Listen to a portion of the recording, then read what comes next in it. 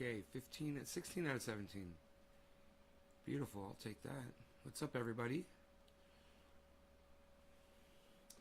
Move these microphones in.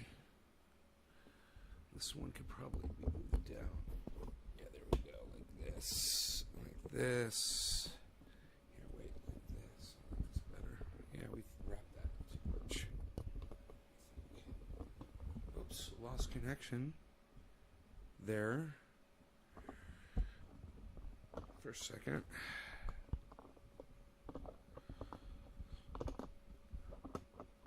Hey, J-Bone. What's up, buddy? How's it going, brother? What's up? What's happening, man?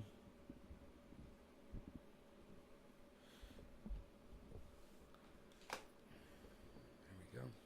Got the mic set. Nick, good morning.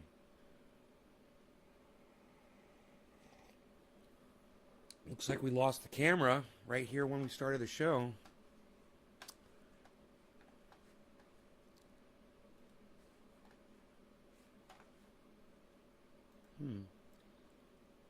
Hey, Richard Magnarelli. Hey. Applying triage oil as you went live. Right on. Getting disconnected from my network for some reason. The camera network. Let's see if it connects. Okay, there it goes. Full screen. 3 seconds. It's going to try to reconnect here. Let's see if it works.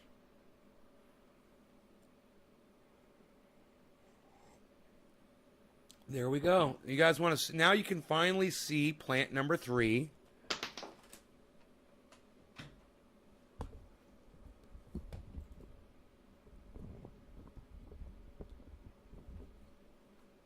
I just got to get set up here. Give me a second. There we go.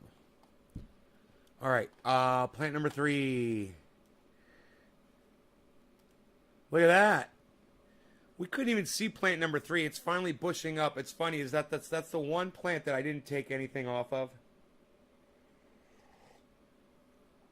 I did not clip clones off of that one. I only needed 21 clones, and I got everything I needed off of plants 1 and 2. So,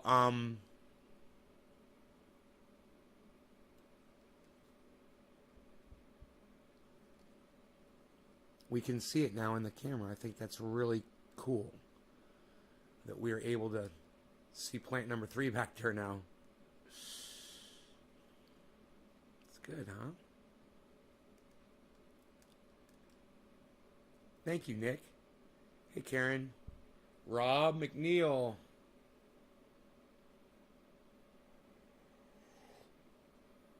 Had an ant infestation in my bathroom this morning, so I dealt with that right off the bat. I've got a vacuum cleaner. I just vacuumed them all up. And I found how they were getting into the bathroom. There's a little tiny hole where I'd caulked it up, but they had somehow eaten through it, or it had worn off or whatever. I just missed a little tiny spot. And I didn't have any caulking with me, and I was in the bathroom. I just looked around, and I grabbed my toothpaste. And I took some toothpaste, I put it in the hole. No more ants coming through. Stops leaks fast. Toothpaste. I don't think they're going to get through that toothpaste. So either way, I could go back and recaulk it. But wow, man, look at the growth on those plants, huh? Plant number 2 has got some giant freaking broad ass leaves on it near the bottom. Huge. God bless America. It's fun to look at that. I love watching that grow, man. It's just such a joy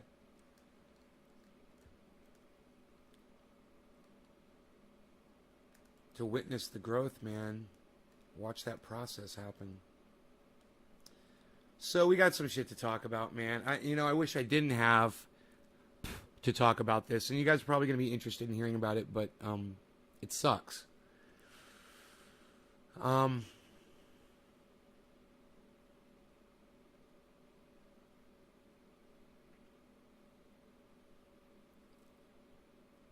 I don't even know where to begin, man.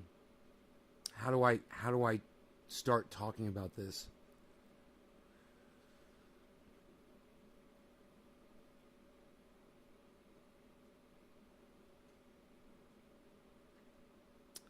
I saw a, this is just going to be a quick thing. I saw a video this morning of John Bolton speaking about Donald Trump. And I was like, if that ain't the fucking pot calling the kettle fucking black. You know, the biggest warmonger of our time is John Bolton. The single man responsible for more death in our time is John Bolton, right? And he's going to call out Donald Trump for being, and check this out. Are you ready for this? Fascist. Okay, you fucking imperialist motherfucker. You're the imperialist is going to call out the fascist.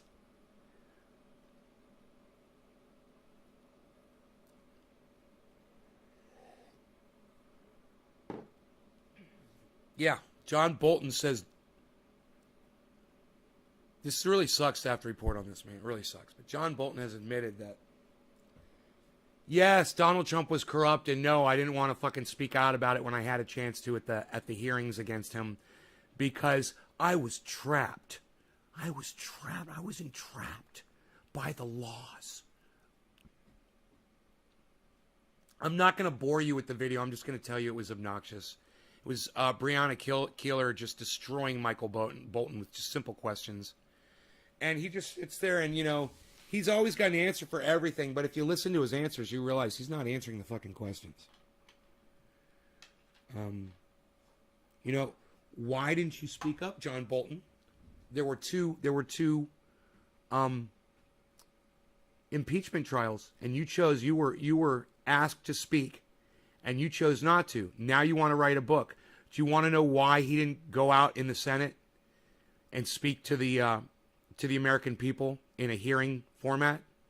Because he wanted to make money off of his book. He almost admits it perfectly. He's like, well, I had a book coming out. I don't want to ruin my own news, but, you know, you just listen to the way the guy talks. You know, it's all about making money off of telling you stuff.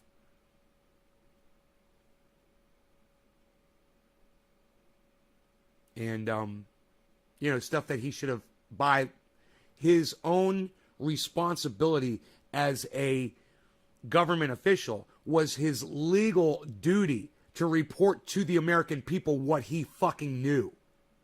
Not withhold it for a year or two or more and then write it all down in a book and sell it to the American people. You got to pay for that now. And it's doesn't mean anything because it's just a fucking book. It's not testimony in a court of law. What's more important, Bolton, your fucking book? Oh, yeah, your book. Than us. I think all of you, each and every one of you, should know that Michael Bolton is a giant piece of water trash. Floating in a sewer. Flushing down a fucking shit toilet.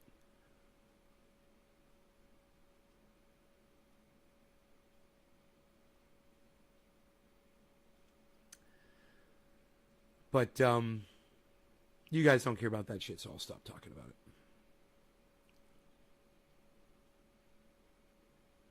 I'll just sit here and watch the grow. Plant number 4 is fucking huge back there. Oh my God. Fucking tree. Looks like it's 6 feet tall already. Nick Brown, thank you for listening to me. And being the only person to respond to what I just said. Hey, Tilly.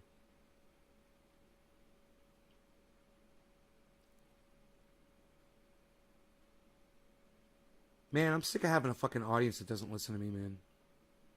That doesn't respond, that doesn't listen, that doesn't partake in these conversations.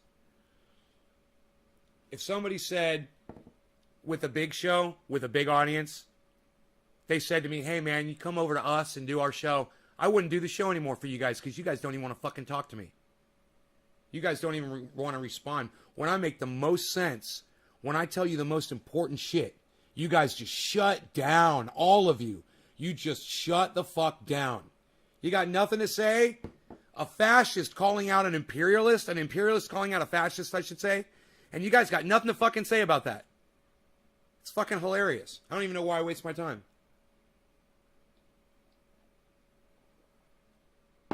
Hey, hippie chick, maybe you could share this and get me some people here that'll actually participate in my chat. I don't know. You could do that. You guys want to share and give me some people here that'll actually talk? That'd be great. You're getting buds ready to press? Right on. Sorry I caught you at a bad time, bro.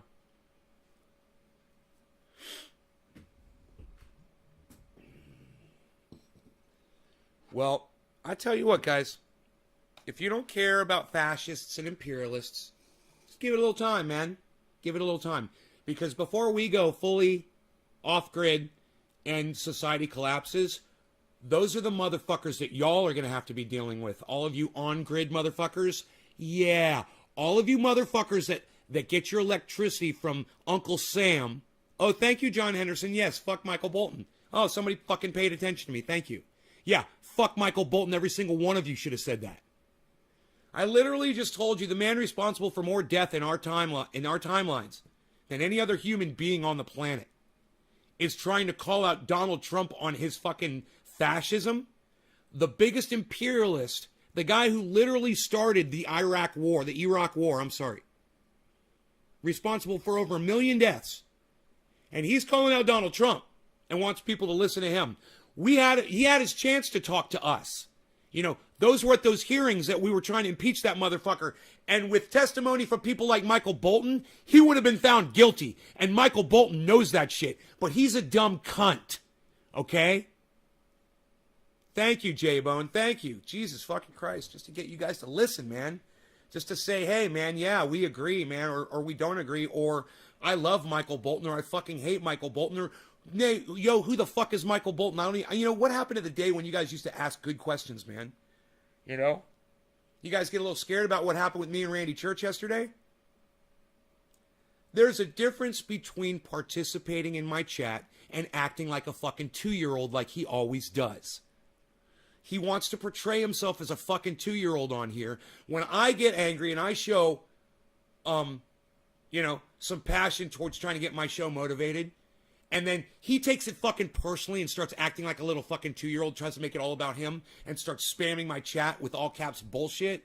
Yeah, I'm going to block him. Hey, man, I wasn't making any fucking sense either. I'm telling you guys, if you can make some sense in joining the convo anytime, I'm waiting for you. I'd love it.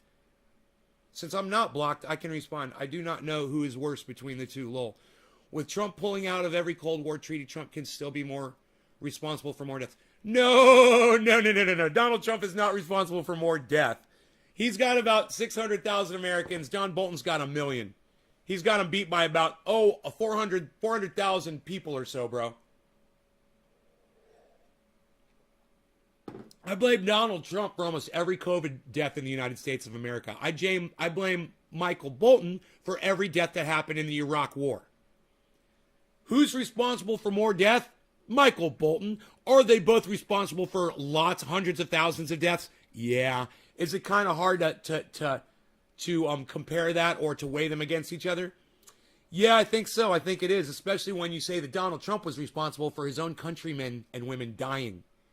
You know, Michael Bolton was going after other countries, and in our American flag-waving minds, that's okay. As long as we're dropping bombs on other people with different colored skin and speak different languages than us, we don't give a fuck. I had to block our church months ago. He's a Jesus freak. I don't mind if you guys believe in gods or Jesus or any of that. I don't mind. I accept you guys for whatever your beliefs are. But if you're going to come in here and disrespect me like he did yesterday, I was telling you guys, I was begging you to just participate. All you had to do was guess one fucking thing. You know, guess one fucking invention that mankind invented, right? That some of the smartest minds on the planet agree is the greatest invention of all time by mankind. You know, it would have been very simple for him to Google that and find it out. But to sit there and spam like he did and fucking spam a word, space, spam word, enter, spam word, enter, all caps, spam, enter, all caps, enter, and scroll my chat. That way I can't read what other people are saying. He's making it all about him. He's acting like a little fucking child. He could have just copied and pasted the Google post like most people do instead of typing it out one word at a fucking time. And if you don't know how to copy and paste, man, go take a goddamn course. Take a goddamn Google class, man. You know, I fucking can't help some of you guys. I'm ignorant as to what role Michael Bolton plays. Okay, Trendy Nick, that's a good question. And anytime, I believe he was Secretary of I want to say Secretary of Defense, but that's wrong. International. Michael Bolton was definitely senior advisor to the president, but foreign affairs, I can't remember his name, but we're going to find out right now, just for you, bro, because I want to. If you want to know, I want to know. I'll tell you exactly what his position was.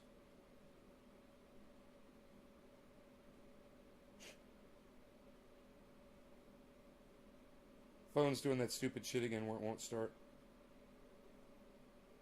There it goes. Stupid douchebags. Okay, Google. What was Michael Bolton's position under Donald Trump administration?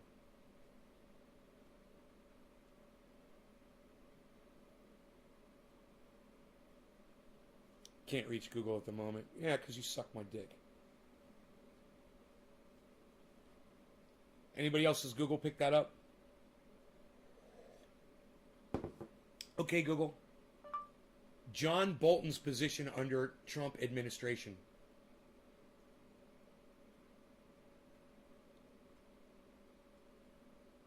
Can't reach Google at the moment. Never used to do this before. Never used to do that before. Isn't that funny? Some fucking engineer dicked over the goddamn phones, man. Some douchebag. Nice, huh? Fucking nice.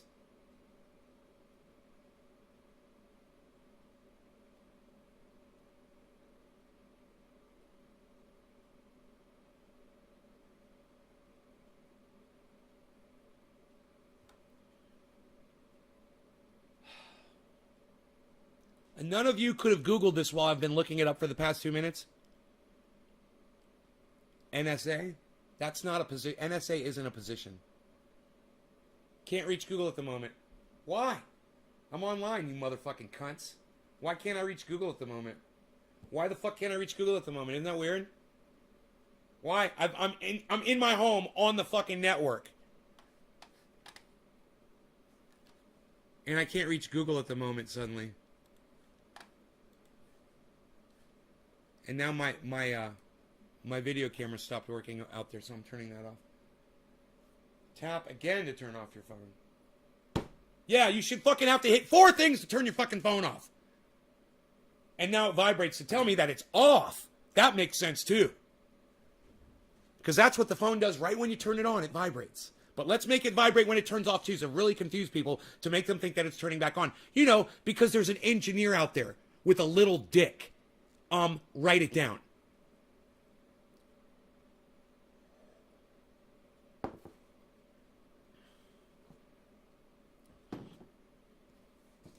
Doom, nobody's asking you what mankind's greatest invention was. Trust me. I'm not fucking asking you. I was asking people what they found the smartest people in the world, not Doom Chaser 1, thought one of the greatest inventions of mankind was. It was a simple answer, and Kristen got it on her first guess. You, however, weren't here to hear the fucking conversation. So, don't even bother, bro. We already know what the answer is, and we're not asking you for your fucking opinion. Trust me.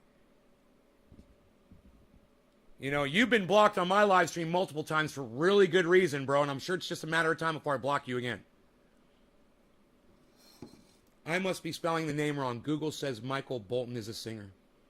It's John Bolton. I probably said Michael a few times. I confuse them all the time. But I'm sorry, it's John Bolton. Ambassador to the United Nations and security advisor, right? Advisor to the President of the United States. And he was ambassador to the United Nations. So his job was to assess what was going on foreign relations-wise, report back to the president, and suggest to Donald Trump and his weak-ass mind that will listen to anything that people tell him, whatever day of the week it is, whoever's talking to him in front of him, he nods his head and agrees that we need to go kill folks in other countries. And you know, we did. We went and we killed folks. I'll bet you Bolton was probably behind that fucking assassination in where was that? Iraq or Iran? The Iraqi guy in Iran? I get so confused. You said Michael and Don. Oh, the whole time I say Michael Bolton. Michael. I need this. Michael Bolton? Like the singer? Mike. Really? I would think with Michael Bolton is probably one of the greatest performers I've ever listened to. I mean, Michael Bolton's rendition of When a Man Loves a Woman is just, it's heart-wrenching. You know, it's life-changing. So, Michael? Yeah, Michael. Mike's changed the name to fucking Michael. That's one of the greatest scenes of all fucking time. How you respond, how you act when you are confronted by authority, by the person that's putting food on your table. And you will just cave every fucking time, you know? It's such a great scene. And when she stands up to her boss in the restaurant and she's throwing her pins and her apron at her boss. Oh my God, it's like the opposite. Those are the two best examples of two kinds of people. The one person that will sit there and take it, and the other kind that'll stand up and just spit in their boss's face and walk out and say, I quit. Oh, I love that whole contrast there. I'm showing my age by saying Michael Bolton, honey. Karen says, hiya. Oh, hiya. I must be spelling the name wrong. Ambassador to the United Nations and Security Advisor. Yeah, like I said, one of the top advisors to our president at the time, Donald Trump.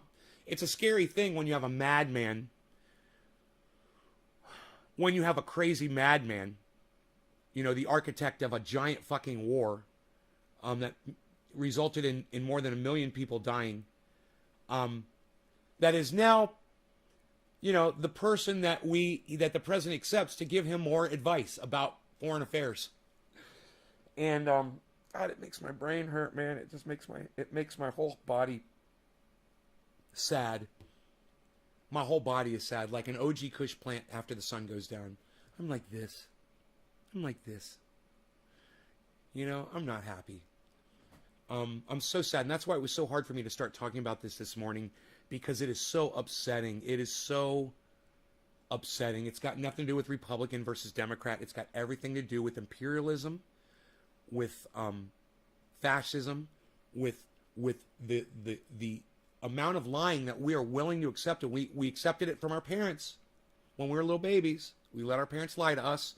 We found out that Santa Claus was fake, and we never went back to our parents and said, you lied.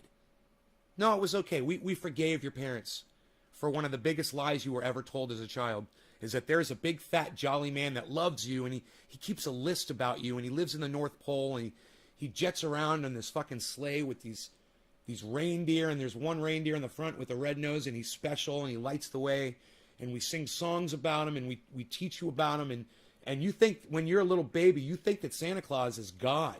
You think that Santa Claus is Jesus, man. You know, you don't realize. And then you grow up a little bit and you find out that your parents were lying, and hey, you know, so you find your friend down the street says, dude, there's no Santa Claus. My parents bring me the gifts. You know, you're 9, 10, 11, 12, 13 years old, and you're like, wow, it's not real. My parents told me it was, and okay. So, boom, you're set up. You're indoctrinated. It's okay. You were getting gifts the whole time. It's a good lie.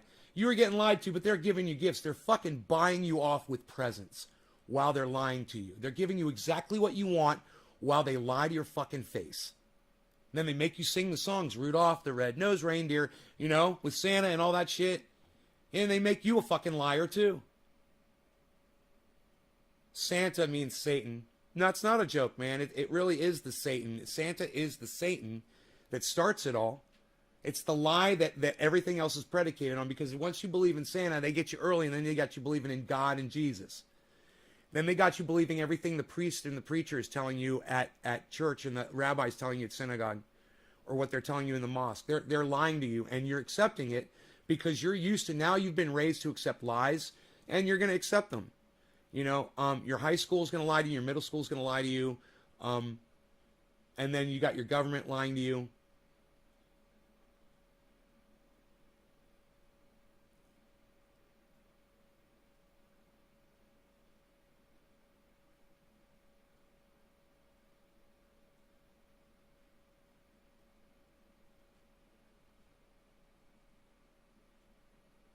Henry Hearn. You're right, though. I usually am, man. That's why I hope you watch the show, man. I hope you agree with me and you watch the show, you share it, you get more people here, and you appreciate what I'm telling you. I've always called religion, L-I-E. You know, I add that E in there, and I make it all caps, L-I-E, in the middle of the word religion. So you can see that you've been lied to your whole life. It's the lie is right there in the middle of the word. Religion. You've been lied to your whole life. And now, when someone like Michael Bolton or Donald Trump comes along and lies to your face, you're accepting it. You're okay with it, man. You know, we're killing people. We're dropping bombs on people in Syria and in other countries, but it's okay because we're fighting for democracy over there. You know, they're really mean to their women. You know, they're really mean to people that cheat on, and yeah, it's true. That's fucked up. I agree. It's fucked up. There's some fucked up laws. They'll chop your arm off for if you steal something. Maybe you were fucking hungry and you've got children and you were trying to feed them, but they cut your arm off. Nice, huh? They cut your head off if you're blasphemous, if you're gay. They stone you to death. This is different religions, different beliefs, different sects. People, you know, you can look at that as being behind the times, but it's not our job to catch them up. And by God, catching them up by bombing them, that doesn't make any sense at all. We disagree with the way you live. So, boom, we're going to blow up your fucking country because you're mean to your women. Hey, they're not your women. You know, they're not your women, America. You know, why don't you, I tell you what, America, here's something you could do. Why don't you go protect the women of Texas who can't get an abortion there now? In fact, the women of Texas, if they want to get an abortion, their neighbors can rat them out to the fucking police and get a nice reward of $10,000 if they sue the people who are doing the abortion and the case gets accepted by a court. Yeah, $10,000. That's what Texas is doing to their women. And you're worried about what the Taliban is doing in another country to their women? Bro, I got news for you. We shit on our women all day here in the United States. Fix that first. Then come talk to me about what's going on in other countries. And I guarantee you, by the time you fix what's going on in Texas, they'll have already started working on what they got going on overseas too. Guaranteed. But fix this first before you open up your fat, fucking hypocritical mouths over here and start preaching to me about, oh, Michael Bolton says we need to go drop bombs on people that are different colors and different speak different languages and live in different foreign worlds. We have to go drop bombs on them. You know, Michael Bolton knows what he's talking about. And Donald Trump, your precious fucking leader, decided that Michael Bolton, the guy who fucking made that war, the guy who put all the goddamn, all the resources into that fucking war and basically designed the war to kill 1 million people, that he should be the one advising your president.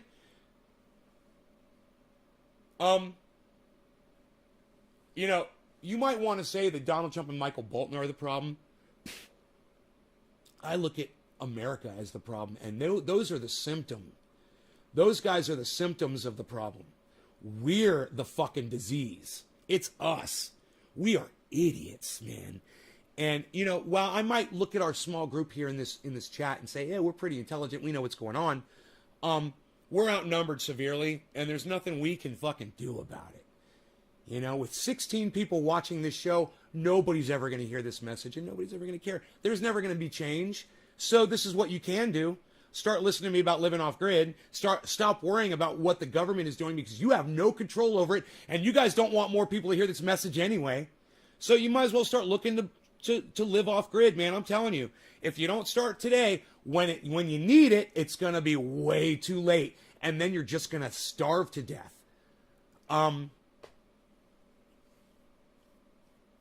You know, 16 people watching this show proves to me that this message is not needed in society today.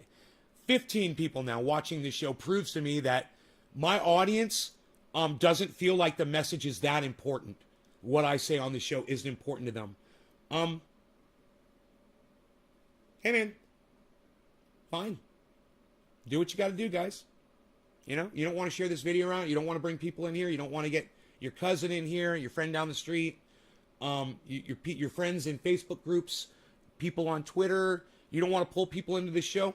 Fine, man. Hoard the information. All I can say for y'all is, hey, man, there's safety in numbers, and if you don't pull more people in here, you're only fucking hurting yourselves. Trust me, man. Your neighbors should all be watching this show. Everybody needs to be helping everybody. And you fucking ignoring the message isn't going to make it not so. You know? You guys know what gangrene is, right? Well, I want you to look at gangrene like you look at society collapsing and the need to go off grid. So let's say we have COVID. Okay, we got COVID and there's a problem and society is hurt. There's a ding, a chink in the armor, right? Something's going on. It's like your toe. You stub your toe one day and you kind of ignore it and it's starting to hurt one day and you look down at it and it's turning black.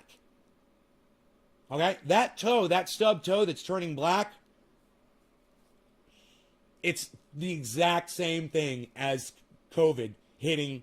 Oh, COVID didn't take society down, but it's the first chink in the armor. It's the first ding in our force field.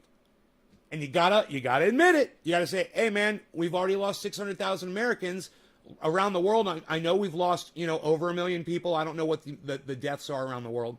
Total deaths. Total cases is like over 30 million or something crazy fucking number, right? Doesn't matter.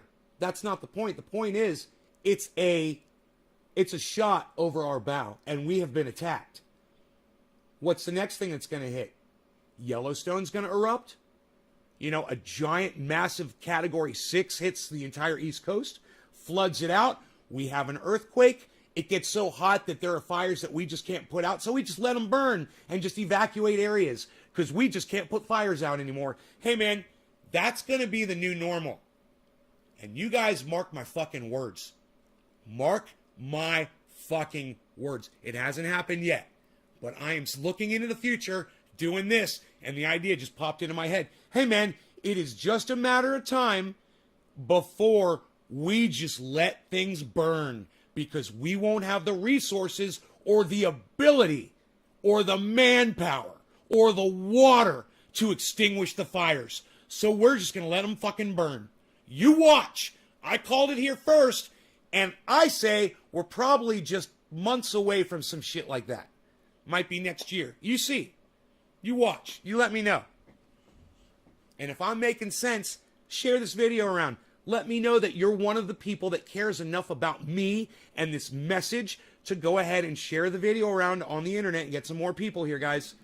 I get more passionate when there's more people. When there's just a few amount of people here, I don't even want to waste my time, man. No one's going to hear it.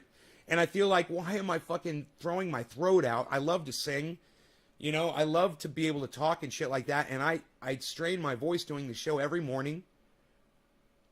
And if nobody's here to watch it or listen, it's just, it's killing my will to live. The fact that the show just isn't getting the traction it deserves. It should be getting more traction, guys.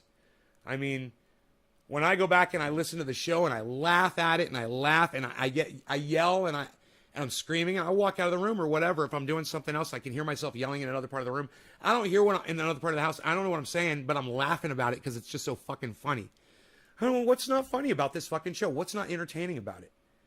I mean, yeah, the other day Mark did something stupid, and you got to understand there was a chain of stupidity that led up to that. Okay? He needed to be dressed down. You need to understand that. I've never done anything to fuck Mark over, ever. I've enriched his life. I've paid him. I've given him wonderful things. He lives in a house that I sold him. Yeah. Yeah, I literally put a house around him, man.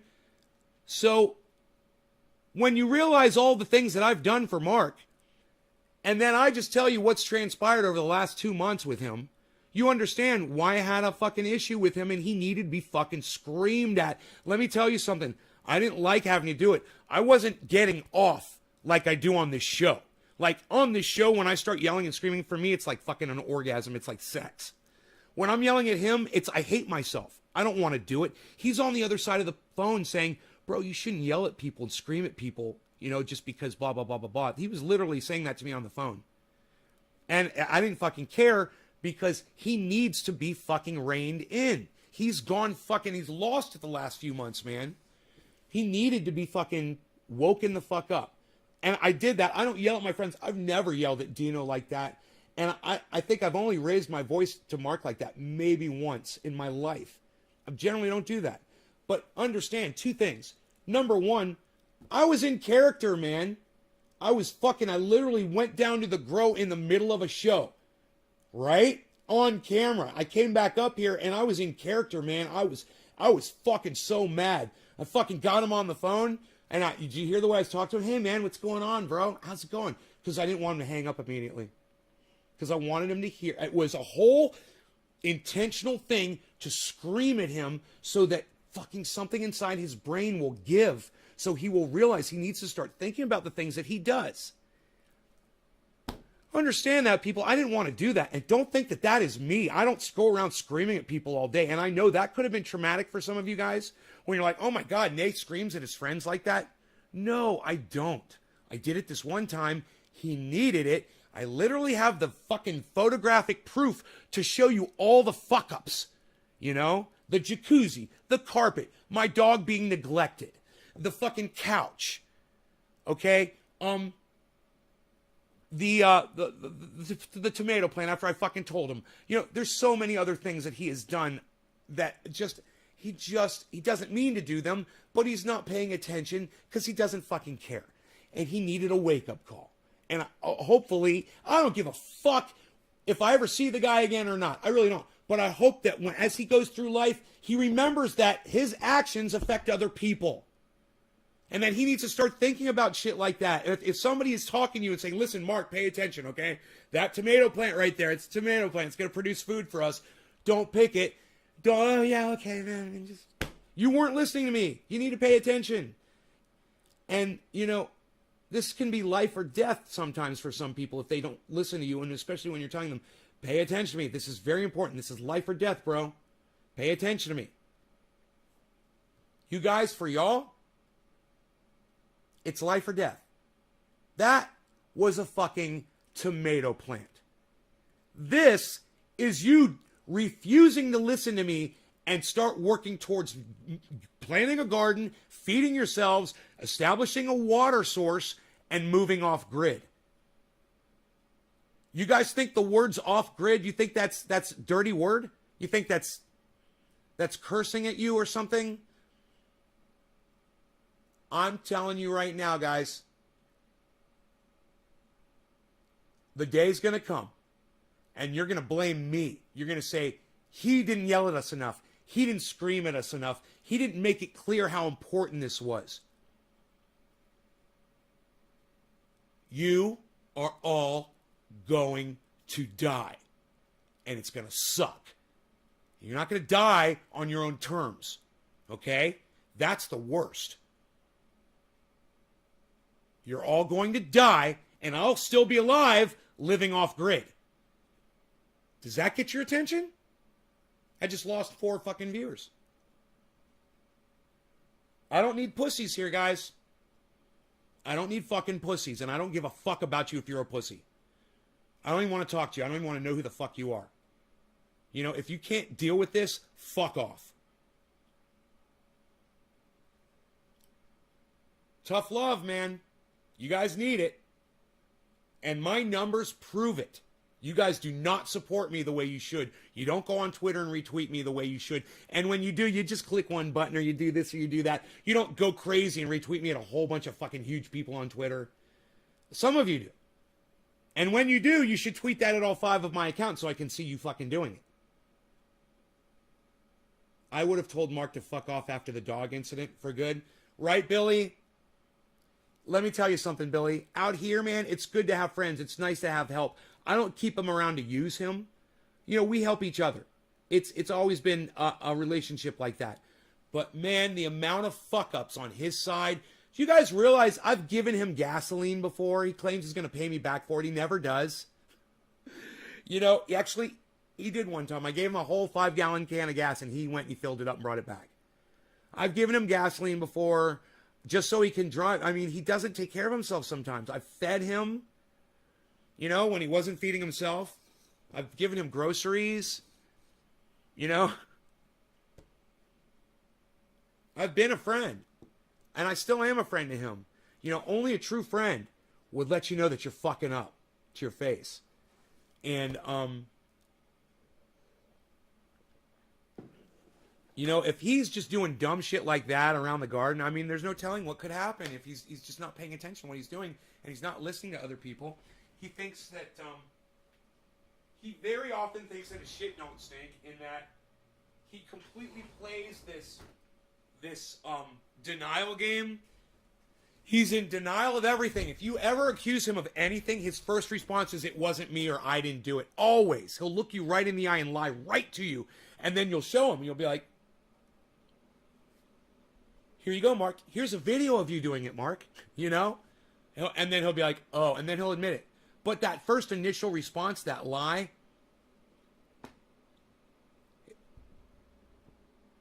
it's a learned response. And, you know, if you're getting called out, I told him not long ago, I said, I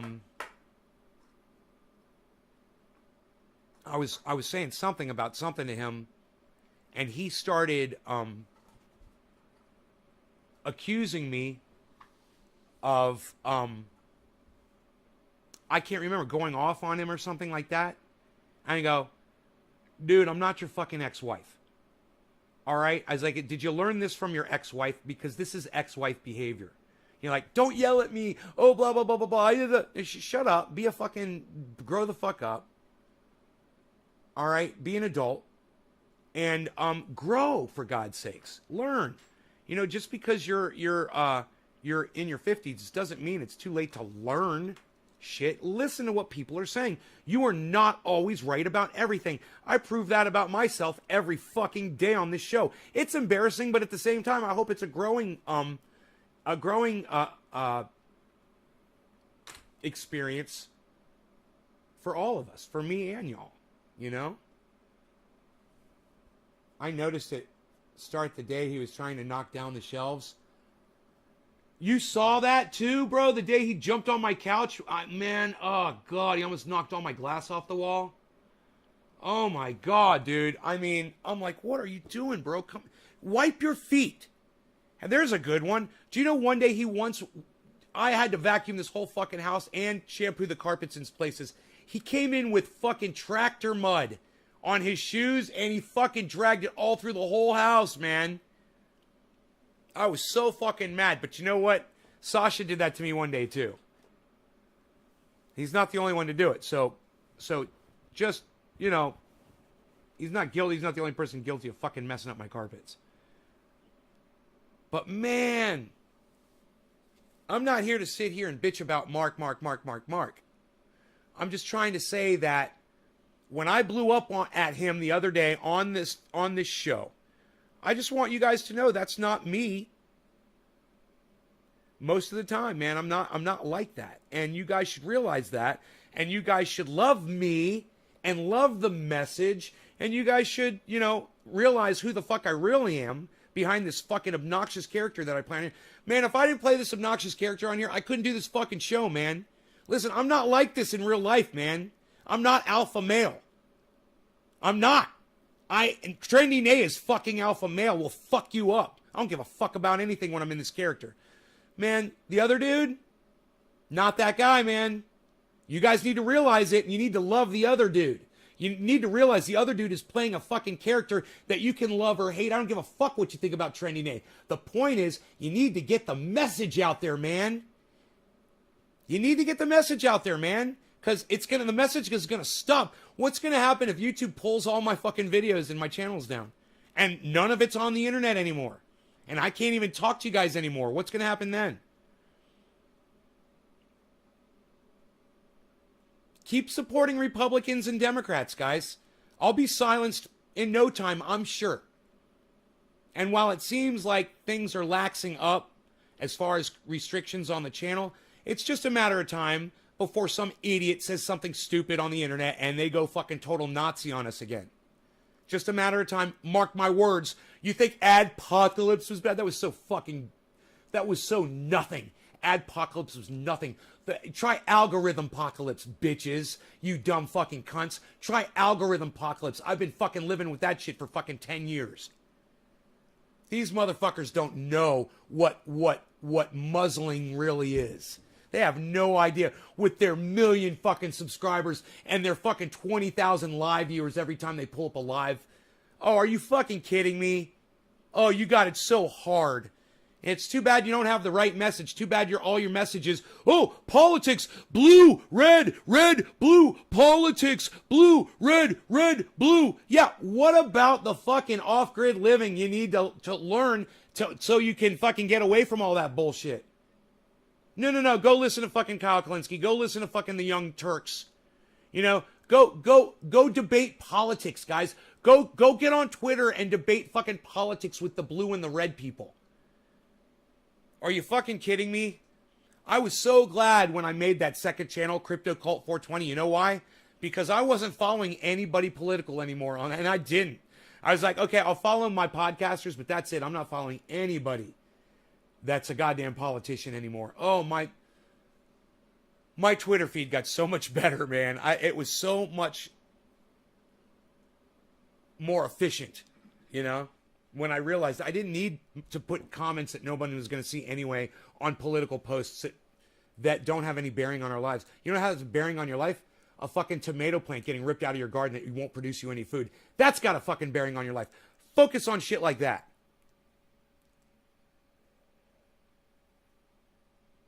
Mark my words, now means the lie. Right? Politics. That's a good one, Nick. I like that. Religion and politics. It's all a big lie. Ooh, I got a little sunbeam here. We lost it. We had more sun earlier. I lost it. It was the 7 o'clock sun, but 7 a.m. and 7 p.m., man, the sun comes in at the exact angle here and here. It's right through these windows. It's so funny. It's like the sun hits me. You know, it's like it comes, boom, hits me. Going down, hits me. Fucking love it. Right through these windows. Hey, Josh. Going to YouTube. Okay, go to YouTube, man. It's a good thing Josh Kelly is here because the lack of audience members that I have right now just makes me not want to do this show right now. And I do have a lot of stuff. I was starting cleaning the house last night. Like I said, I stayed up past midnight. I don't even think I looked at the clock when I went to sleep. I did finish my coffee, and I did work. I cleaned up the kitchen. I was working in the laundry room. I vacuumed the living room. I mean, the living room. And I got all the dishes in the dishwasher for today. When the sun is up, I will run the dishwasher and I will do my laundry at the same time because I will have so much fucking power for free. So you just wait to do that. If you wait till 1 o'clock in the afternoon to do your laundry and do the dishes and run those machines like that, it's more money in your pocket because PG&E has to pay you more money. Sound Drone from YouTube. He was how I found your show years ago when I was 17, trying to make a bomb. You popped up in the suggested. I was 17? Right on, Josh. Do I remember Sound Drone?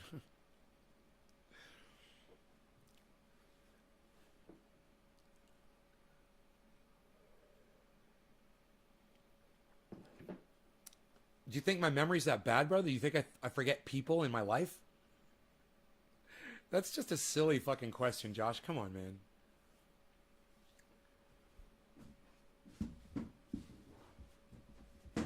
You know, Sound Drone and I shared a hotel room together at one of the Cannabis Cups.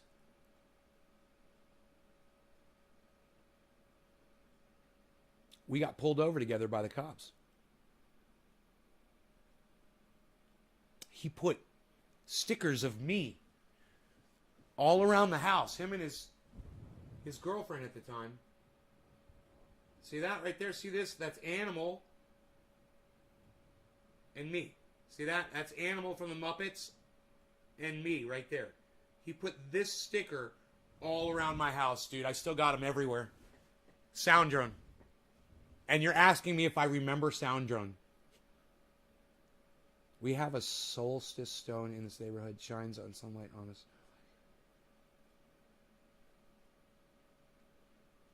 You thought me and Sound Drone were the same guy? Nice. I always confuse Thunderfoot and Sound Drone.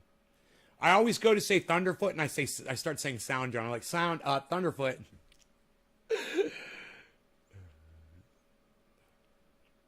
Man, I want to have a fucking interview with Thunderfoot. I just don't know how to get in touch with him, man. He told me he would do it too. Thunderfoot said he'd come on my show and let me interview him. He literally said it to me on a live podcast, and I don't have his fucking email, man. I didn't know how to fucking contact him.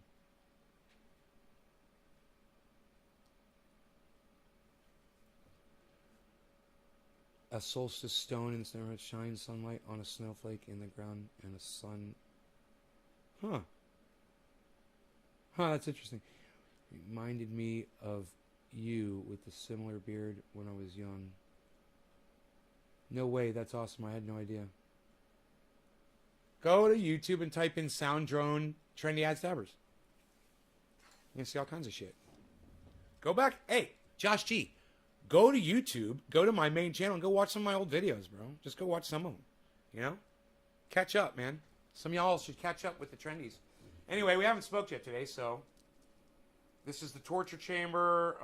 It's got some Jack Hare in here. This torture chamber is one of the best hitting bongs. It can actually can kind of get away from you because it is so smooth, and it does such a great job that you do such a big hit that I say it's almost like hitting a gravity bong. And this right here is the torture chamber. This is the part that tortures you, man. You'll see why. Cheers.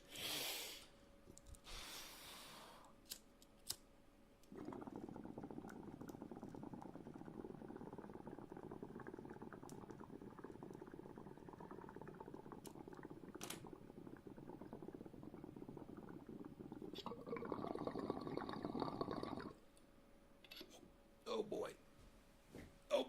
Instant high. It's like doing a dab. There's so much smoke inside my body right now. Oh my God.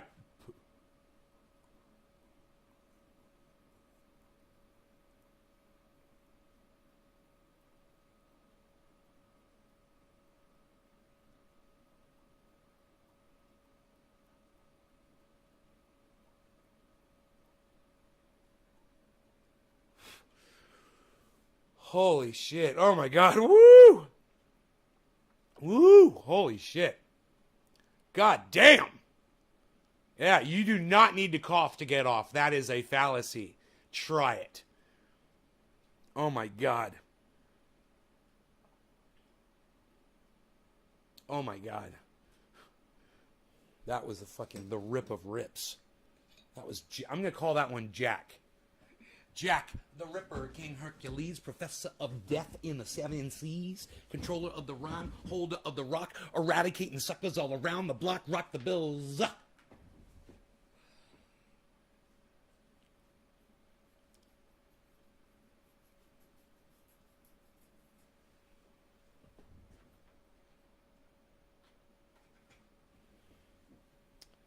Okay, so Rogi's still in bed, huh? It's 9 o'clock in the morning and Rogi's still in bed. Go watch Roscoe steal donuts. Go watch me suffer through a fucking 5.0 frack quake on the live stream. That's a good one. Watch me set my hair on fire. Watch me hear a fucking coyote for the first time in my life. That's a good one.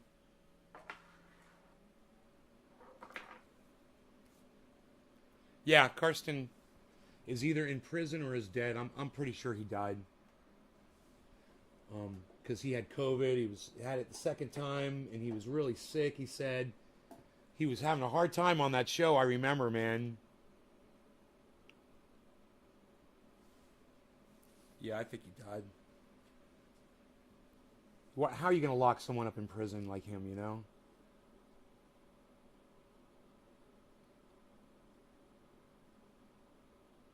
Oh, there's gold on that channel, but nobody's ever going to see it, so that's okay.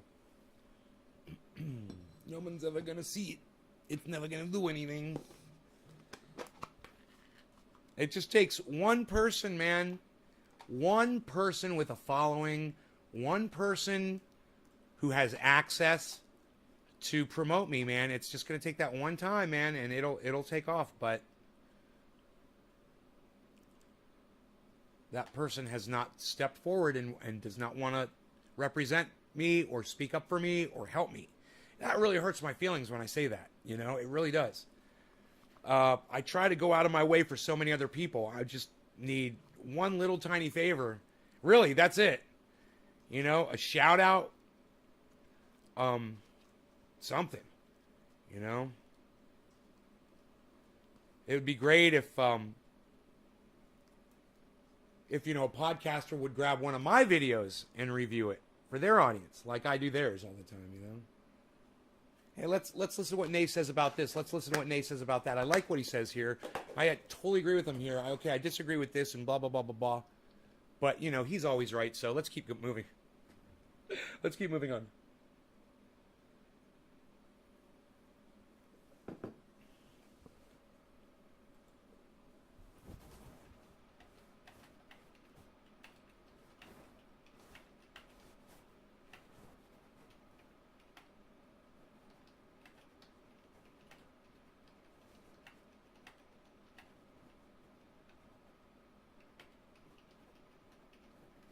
Ron Placone says, I just want to live in a country where imperialist left isn't a thing. Is that too much to ask? Yes, it is. Now get back to your blind flag waving support of our bomb dropping.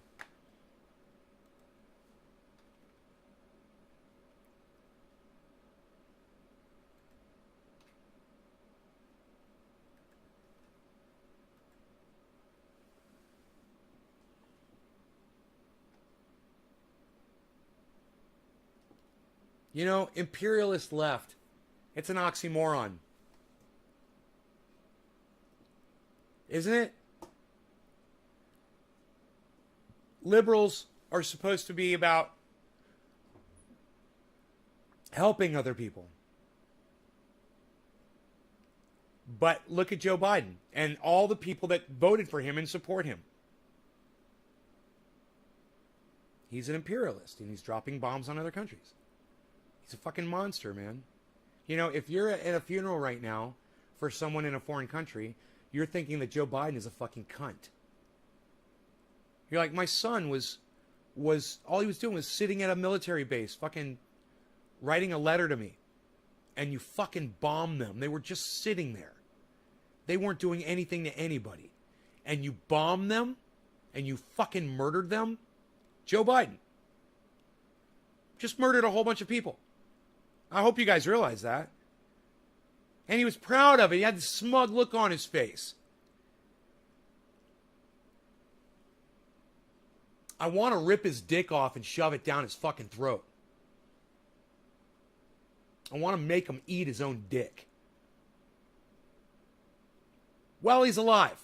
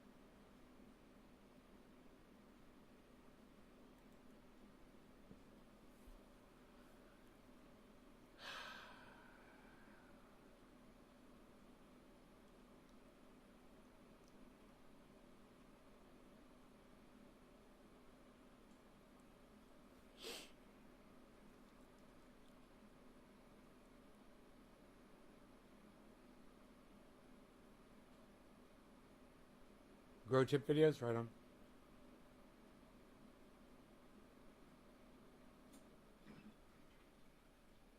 Ah, Nick, thanks, buddy.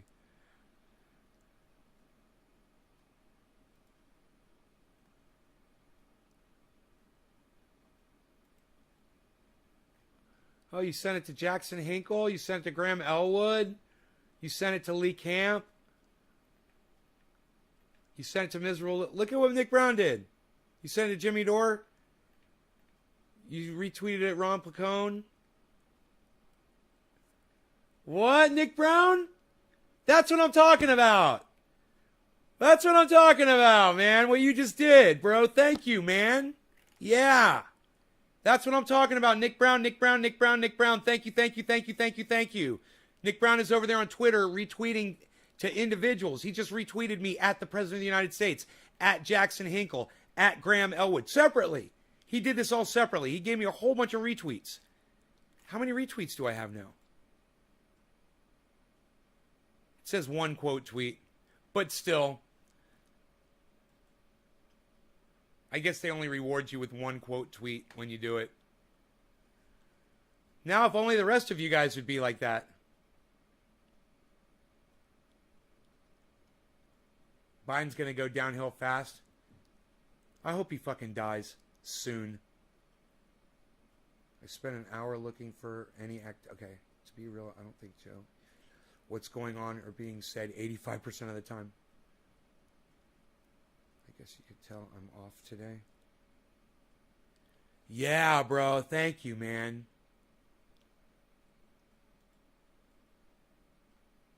You guys remember somebody came in the other day and they're like, oh, yeah, man, I'll archive for you. I'll do all that for you. Fuck yeah, blah, blah, blah, blah, blah. I don't remember who it was, but somebody said that. I was like, cool, just message me at Naves Garden on Twitter. Nothing. Nothing. Unless it's overlooked. Message requests. Nope. Not there. Nothing. Nothing.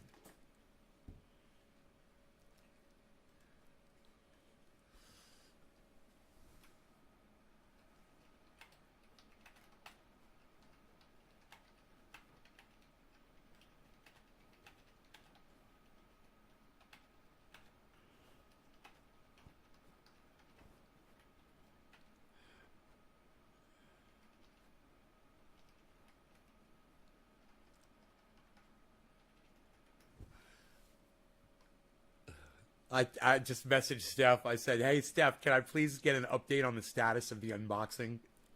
Ugh.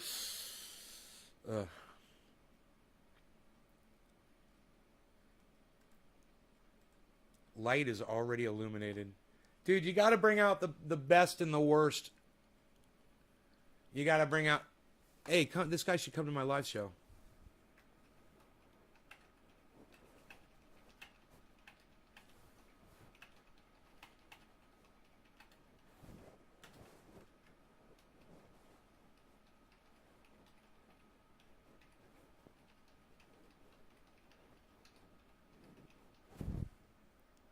YouTube.com/C/Trendy-as-Devers/live.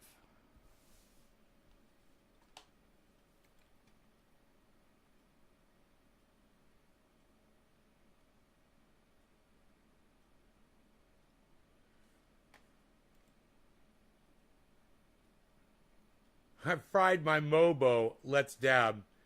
Randy. I know you're out there, Randy. Thank you. You fucking pissed me off yesterday, man.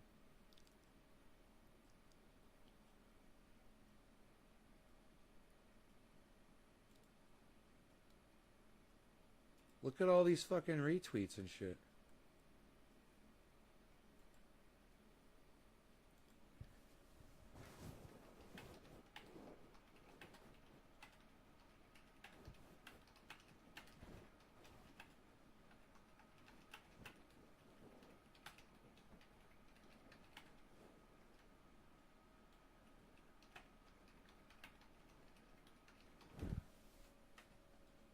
Huh. Somebody says that in one of my in this moments, they're like, in this moment, they're like, it's a 3.5 hour video.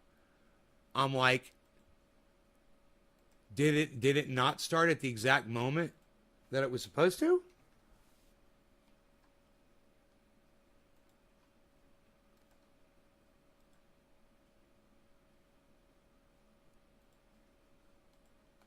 Did the link not bring you to the exact moment I started discussing the topic mentioned? Says Chris. Let's find out. Moment. Let's find out. Where is the link? Dude, why can't... Is this not a response to a... Oh, there it is. Racist Kyle Kalinske makes... Okay. In this moment, I explain why Anna Kasparian is actually the person guilty of sexual harassment. Okay, let's find out. Click on it.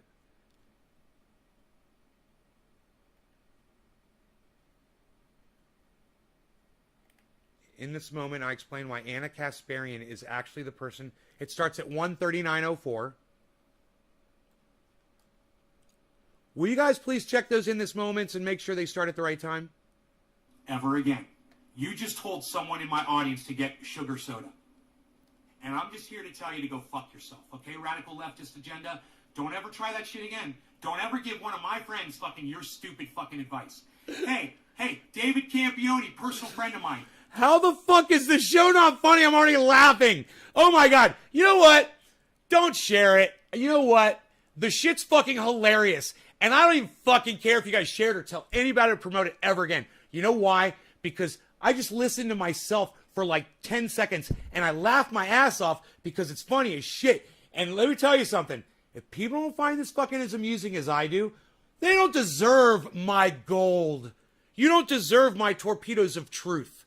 Okay? Let the gold slip right through your fingers like gold dust. I don't give a fuck anymore. This shit's great. You know what I think I'm going to do? I'm going to stop broadcasting. I'm just going to go back and watch all my old shit and just laugh and laugh and laugh and just do shit for myself now. I think I've created enough material to entertain myself for the rest of my life. Bye, guys. No, I'm kidding. Don't listen to radical leftist agenda. He's trying to fucking poison you with his indoctrinated bullshit. He literally thinks that if you get sugar from another source, that makes it okay. Still funny. 139:11 makes up his own definition for his own corruption. Okay, radical leftist agenda. Don't ever try that shit again. Don't ever give one of my friends fucking your stupid fucking advice. So, hey, it'll be interesting. Personal friend of mine. Don't listen to radical leftist agenda. He's trying to fucking poison you. Dude, I'm laughing at it again. It is funny the second time. Hey, David Campione, personal friend of mine. Oh my God. Are you fucking kidding me? Dude, this is some fucking great shit. Like I said, dude, I don't fucking care if people share it. I don't care if you guys want to watch it. I don't care if you don't want to watch it. I don't give a fuck. My shit's funny and I know it is. So I don't give a fuck, man. I know funny. I know funny. Here, watch. Watch. Are you ready? David Chappelle.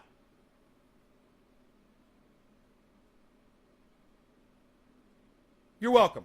I know funny. With his indoctrinated bullshit. He literally thinks that if you get sugar from another source, that makes it okay. Radical leftist agenda, you're indoctrinated. Shut the fuck up. Sorry, I had to read. What's the problem? Real sugar is the problem. Thank you. Who said that? It's sugar, period. You know, you're so addicted to sugar, radical left. You know, you'll sit here and make up shit. Oh, have the real sugar. Yeah, that's better for you. Yo, David Campione, get the real sugar from Mexico. I love that fucking voice, man. That's fucking hilarious. Mexican sugar is better because it's real sugar. Get that sugar instead. Mr. McDowber-Duber, thank you, buddy. I appreciate what you said. All sugar is bad. Yeah, DC doesn't need you to fucking lie to him about sugar. He knows all sugar is bad. What about coffee, Stephen Culbertson? Coffee's fine. Coffee does not have sugar in it. Drink coffee with no sugar. I'm doing it right now. And don't put artificial sweetener in it. Get used to black coffee like a goddamn commando.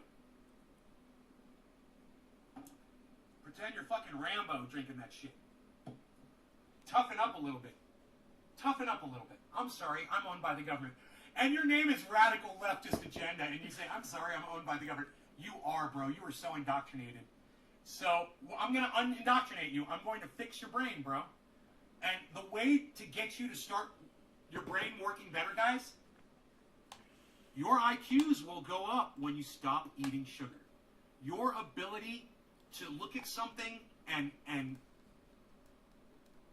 analyze it and see it for what it is, that's going to improve the speed at which you do Man, that. you guys would just think I was live right now. You will be Funny. sharper, Your words will come to you better. You'll be able to type out something in a full sentence to me instead of being no or yes or I agree. You know, you'll actually be able to type a whole sentence that makes sense, and I'll read it, and I'll be like, yeah, right? Oh my God, I love this shit. I love when you guys are talking to me in real sentences and making sense. Right? I love that shit. I love the communicating. I'm sorry. Okay. I'm sorry. Fructose Excuse is me. killer powder. Yeah, murder power. Murder power. It's murder powder. Murder, not Used to killer. eat instant murder. coffee? They're trying to murder you, bro. They're not trying to kill you. They're literally planning it. They're murdering you. It's premeditated murder. You know, they are guilty of premeditated murder. Go ahead and make a clip of this and put it on the goddamn internet.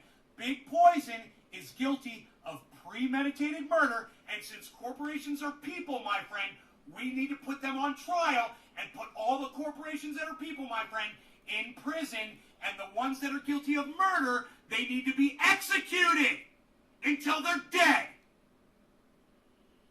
It's the sugar, right? No sentence, it's the sugar.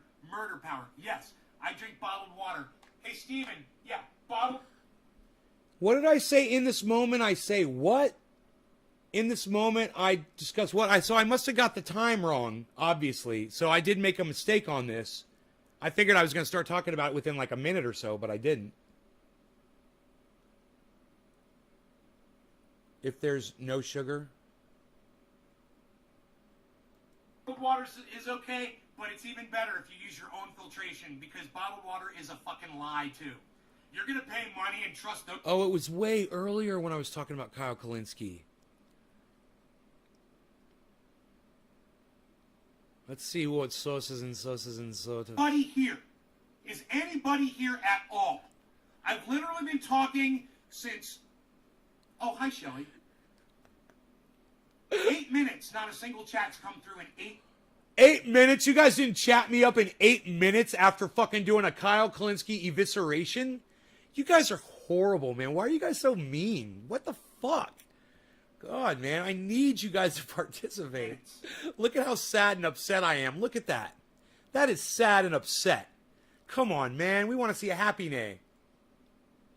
You guys know how I feel about that shit. You guys know how I... Agree with me? Okay, that's good. I'm glad you agree. You guys know how I feel about that shit. Work too. I mean, that's good to know.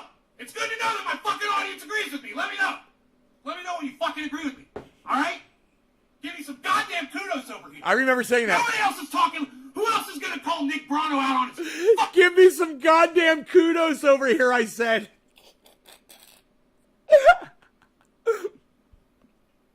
I said, give me some goddamn kudos over here. I literally said those words.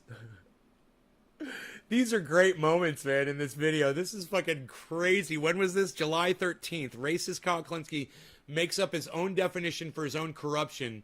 170 and more. Yeah, guys, I weigh 170 pounds. I'm still there, like 172. I'm bouncing. I got all the way up to 175. But that's when I'm wearing all my clothes, too. This morning I was 170 pounds. I feel really good, man. And you know, I'm losing weight every day, so less sugar, less fat. And I'm not saying I'm consuming less fat. The less sugar I eat, the less fat my body creates, and the more fat that it consumes off of my body eats the fat off of itself. It's like a cancer cell killing itself from a THC interaction. Starts off at the beginning of the video for you. Oh. It starts off. See, this is what I need to know.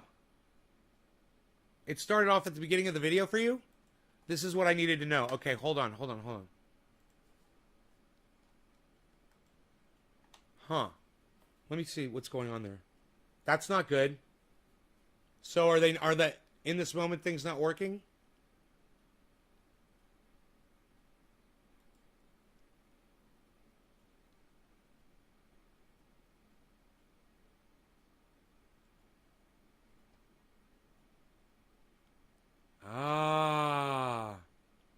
I guess it's not working. They say they tried to find the moment, but it didn't take them there.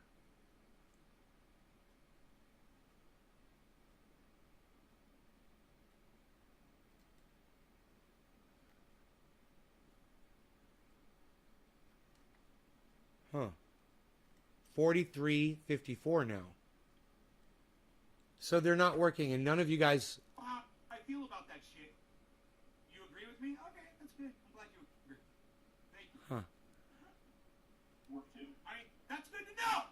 It's good to know that my fucking audience agrees with me. Let me know. Let me know when you fucking agree with me. All right? Give me some goddamn...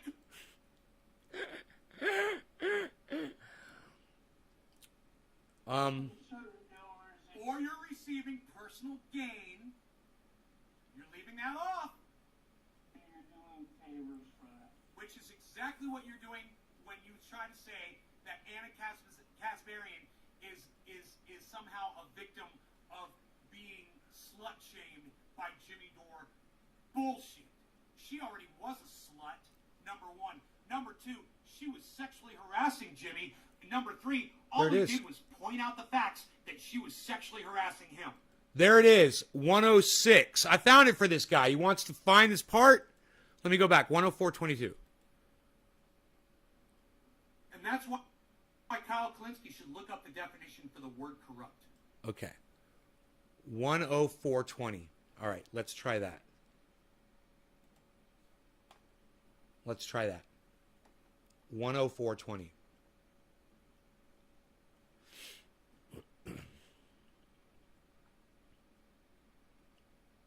It's like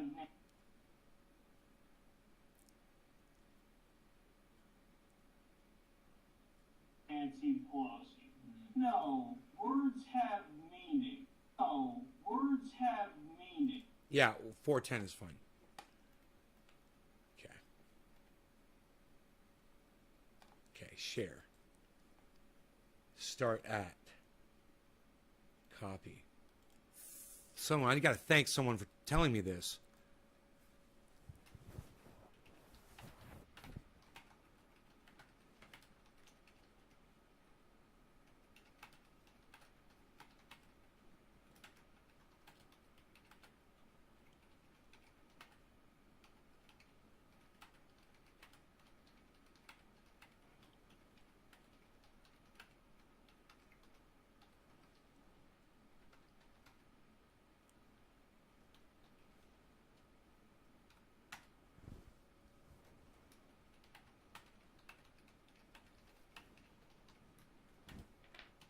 God, fucking, you guys suck so bad. As many of those in this moments as I've posted on Twitter, not one of you actually clicked on them to watch the fucking moment. Because if you did, you would have texted me back or you would have said something on Twitter and said, "Nay, these are not working. They don't take you to the moment." None of you did. God, man, seriously. You guys are fucking horrible.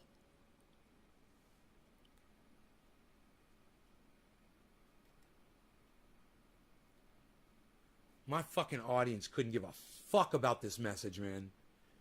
You know, there's plenty of people out in the world that need this message. Maybe it's not you guys per se, but I will find an audience. With or without you guys. I will find a fucking audience.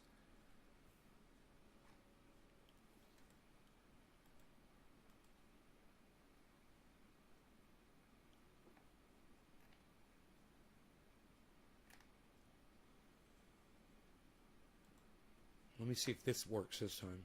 I can't believe I did this for fucking 3 or 4 days and none of you fucking thought to maybe even click on one of the In This Moments. None of you? On my Twitter? Oh, that's right. You guys aren't on my Twitter. Oh, right. It works now. Okay, good. The link works. Birds have meaning. Birds have meaning. Birds have meaning. Birds have meaning.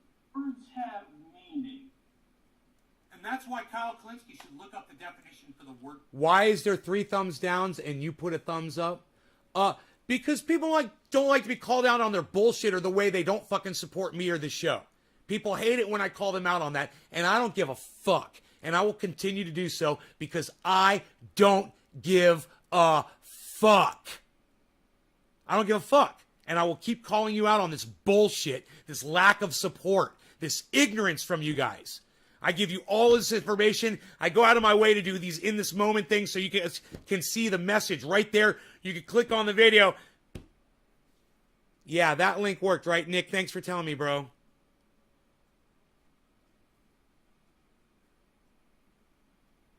Corrupt. Because then he's going to find out the meaning for corrupt. So now I'll have to share. It's not as easy to share. I thought that if I shared it from my cell phone, I don't know why it didn't work on Twitter. I don't know why it's not translating over. That link didn't translate over. I don't know.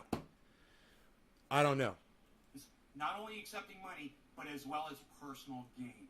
And when you're sitting here saying that Jimmy Dore, who you don't get any real personal gain from, right, is guilty of sexually harassing Anna Kasparian, who... Here it is. This is the part. So this guy on Twitter noticed that this was not what I was talking about when I put up an In This Moment video on Twitter. He tweeted at me. He said, hey, man, that is not, there's nothing in that.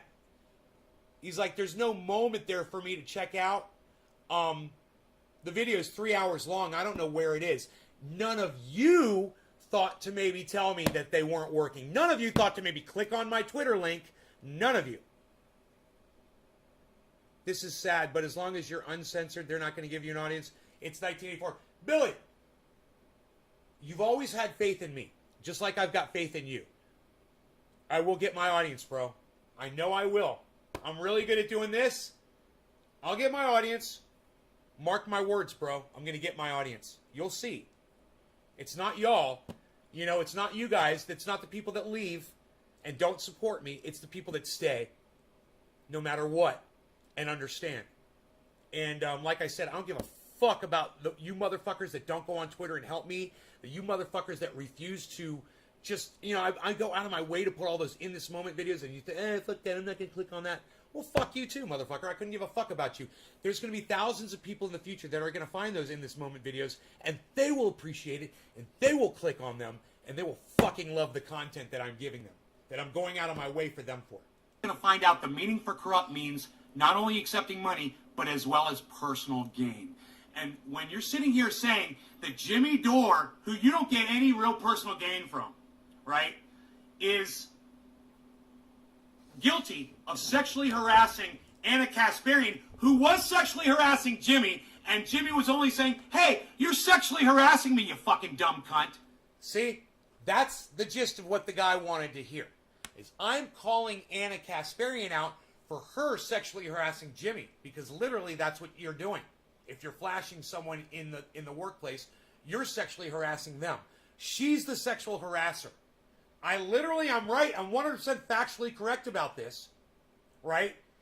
And the fact that nobody in my audience really wants to talk about it or support me on this or whatever, like I said before, I don't give a fuck about y'all.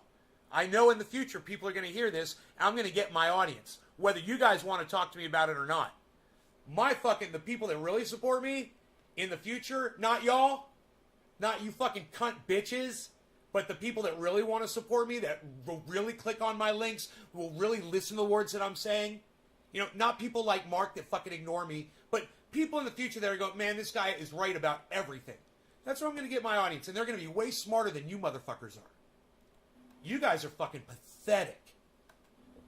And for you to spin that narrative into somehow Jimmy is sexually harassing a harasser, you're gaining your status with the Young Turks, who you view as to be more powerful with their big 5 million subscribers. They got 5 million subscribers to Jimmy Dore's 1 million. So you're going to go with the 5 million because you're corrupt, Kyle Kulinski. Hey, Kyle Kulinski, guess what? You're corrupt. You're literally lying for personal gain. That's corrupt, and you're it. The word corrupt means something very specific. Yes, it does. I can go on and on and on and on and on and on and on about this, guys, but I am so unsupported by you. At this point, I just don't give a fuck about doing the show anymore. So I love you guys, the 12 of you that are here. I love you guys. Who are the 12? Who are my 12 people? Hippie Chick, Billy, Trendy Nick, Henry, J-Bone. I got 5. Who else is still here? Who's the 12? I got 5. Who's the other 7?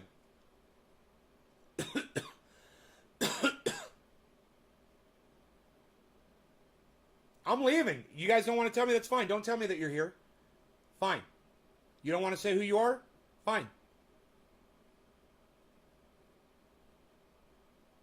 Blunt Wrap. All right, thank you, Blunt Wrap 33. Appreciate it.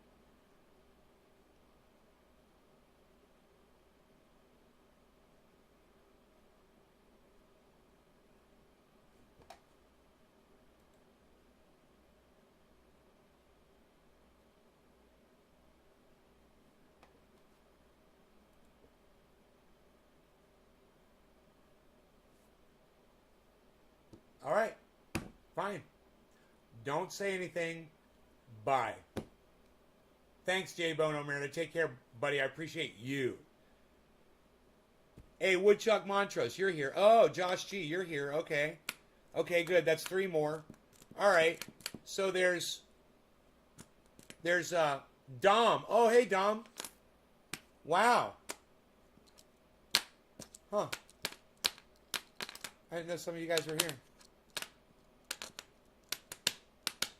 I like to know who my real supporters are, and everybody else can go fuck themselves. They're going to miss out, and I don't give a fuck. Fuck everybody else. But you guys, I appreciate. I love you guys. I could have kept going. I could have kept entertaining you guys for hours this morning. But I have such a lack of support from my audience members, from the people who should be fucking kicking ass for me, that, you know, I'll just wait. I'll just wait for my set to come in, man. And I know my set is going to come in. You know, I'll just wait for it. You know, and in the meantime, all these non-supporting cunts can go fuck themselves.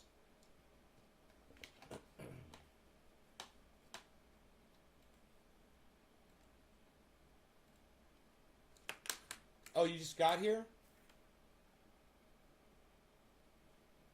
Damn it, Lowell. I was a whole minute behind stupid buffering while driving. No, I waited for you, Josh. Actually, I was going to shut the show off. And then I thought about the 12 of you that are still fucking here, and I wanted to see how many of you would actually say that you are here. I'm sure Randy Church is probably here too. And I'm glad you guys spoke up to tell me who was fucking here. You guys weren't really talking too much earlier, but I'm glad. It's good to know who the people are that actually do support the show. Because like I said, as I go and I review an older show, man, they're fucking hilarious. I enjoy them. I can't imagine why anybody would stop fucking watching. You know? But,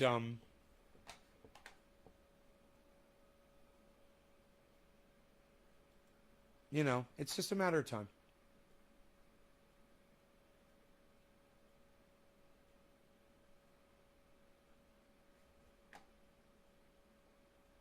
Okay, let's watch this. We gotta watch this, man, because this is the whole door-to-door thing.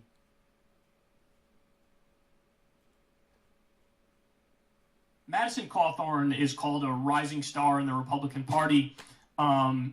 He was at CPAC. He gave an interview, and this little portion sort of blew up. What kind of fucking parents? First off, what kind of parents name their child Madison? A boy too. So you already know that this guy had fucked up cunts for parents. Let's keep going. Obvious reasons.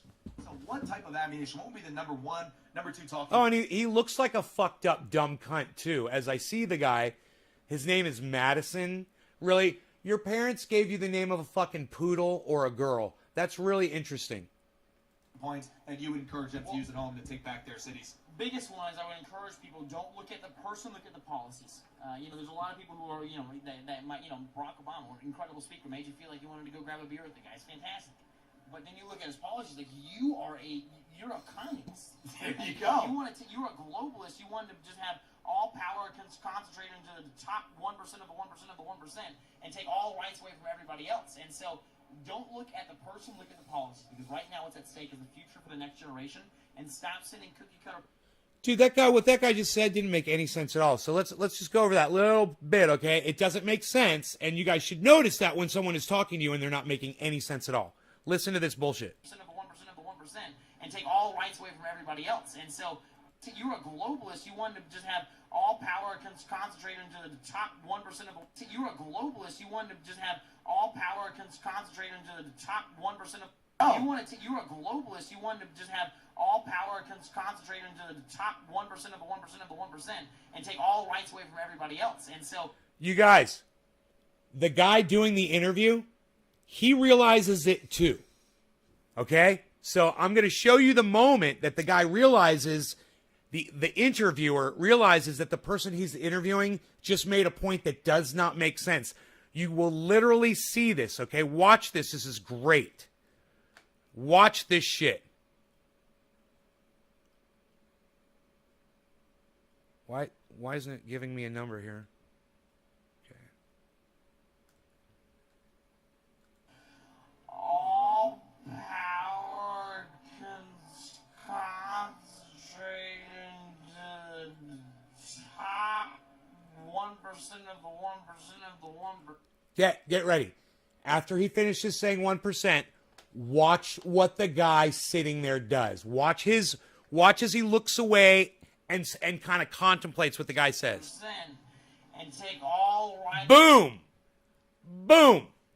What he's doing right there, guys, he's looking away from the guy. He thought about what he just said, and he's like, that didn't make any sense at all. See how he's looking away? Look, he's totally looking away from the dude that he's supposed to be interviewing and paying attention to, because what he just said to him didn't make sense, and he had to look away and think about it for a second. And that's what he did. He focused on the comment the guy said, and he's like, whoa, that didn't make any sense. The guy's like, you're a globalist. And then says, that means that you want all the power to go to the top 1%. That's not what a globalist is. That's not what globalism is. Wanting all the power to go to the top 1%, that's a Republican or a Democrat. You know, that's just if you're either a Republican or a Democrat, that's what you want. That's what you vote for. You voted for it. You voted for Joe Biden. You voted for Donald Trump. You want the power to go to the top 1%. That's what both of them do. That's not a globalist. Was Donald Trump a globalist? No. Did he want the power to go to the top 1%? Yes. Do those two things have anything to do with each other? Absolutely nothing. Being a globalist means you want the whole world to come together in a world government. You want everyone to be on the same page. That's globalism. You guys know what that means? Understand?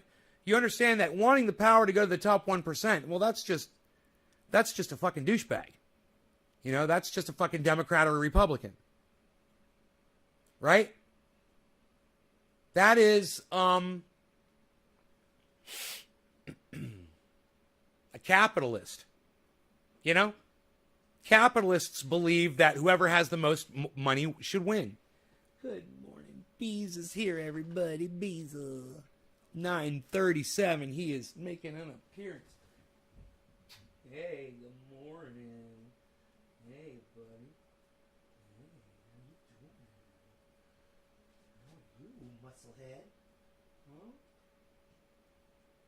How you doing, musclehead? That big musclehead. Oh, you're beautiful. Oh, yeah. Yeah. Why you beasling? I made him this nice bed over here to lay in.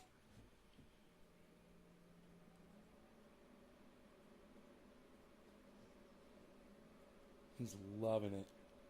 He is loving this bed. It is so soft. It's so soft and perfect, man. It's layer after layer after layer of softness. Jen Psaki sometime? Not really. I think she's fine, bro. I don't have a problem with her. You know, she's going to circle back around. That's really all you could say about her. She's a lot better than those fucking morons that did it for Donald Trump. But, you know, I really don't have much to say about her. She's doing her job. It's to lie. Her job is to lie for Joe Biden. She does it really well.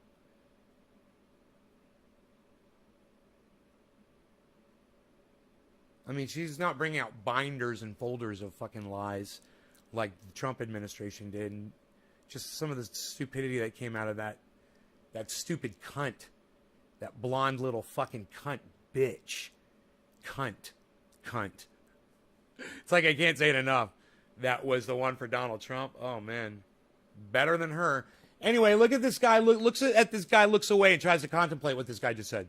rights away from everybody else. And so power concentrated into the top 1% of the 1% of the 1%. Oh. You want to, you're a globalist. You want to just have all power concentrated into the top 1% of the 1% of the 1%. But then you look at his policies, like you're a communist. There you Like, go. You want to, you're a globalist. You want to just have all. So a communist and a globalist is the same thing? No. So do you hear what he's saying? This guy doesn't make any sense at all. He's literally saying that a communist is a globalist.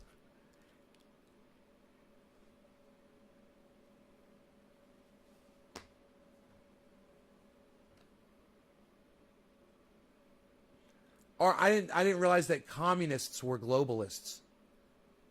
Is that true? Power concentrated into the top 1% of the 1% of the 1%. Mitch McConnell? You know, Mitch McConnell, he's a Republican. He's got a lot of fucking power. He's got a lot of money. Lindsey Graham, a lot of power, a lot of money. Republicans. What is this guy even trying to say? It doesn't even make sense. You know, it's fucking hilarious. This guy does not make sense is my point. Understand that. The guy isn't making sense. He's talking. So many of these people will. And what you guys need to realize is when somebody's saying something and you can't square it in your brain, that's not you being dumb, guys. That's them not saying anything sensical. So you need to realize that, and you got to be smart. Stop it, pause it, play it back, listen to it, go look up the definitions of globalism, and then go look up the definition of communism, and then go look up what it means when somebody wants the power. Oh, that's the oligarchs. Yeah, oligarchs aren't globalists. Trust me, man, it's totally different. Oligarchs are the ones who want all the power to the 1%. It's got nothing to do with globalism. That's fucking hilarious. Two totally different things. Now, you could say that there's oligarchists who are globalists, and you can say that there are globalists who are oligarchs. But hey, there's a reason why there's two different words for those things. They mean different stuff, you dumbass. You know? It's like, duh. He's trying to throw all these words into the same definition of, that means the 1% of the 1% controls everything. No, bro. The 1% of the 1% of the 1% already controls everything, you fucking idiot. It's not that they want it that way. It's that that's the way people like you already have it, and you're trying to keep it that way by doing this whole back and forth thing, blue, red, blue, red, blue, red, so nothing ever gets done. And that way the top 1%, like you're talking about, keeps the power. They already have the power, you dumb fuck! You stupid fucking... Rob Mulligan, what's up, buddy? How's it going? I'm walking around work and all of a sudden I hear Nay yelling. Johnny Jackhammer. I'm giving him the jackhammer, Johnny. Market globalism advocates promise consumerist, neoliberal, free market world. Neoliberal? This ideology is held by many powerful individuals who claim it transmits market globalism. Right.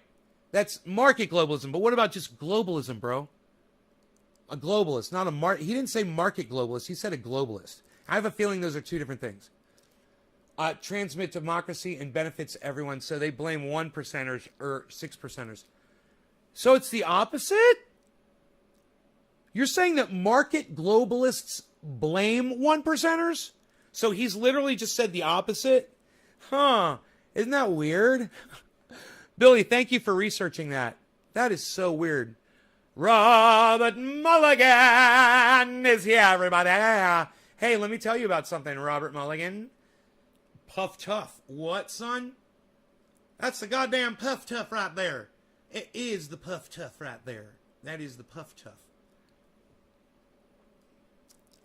And among other things, Robert, do you know what this is, Robert, right here above my thumb?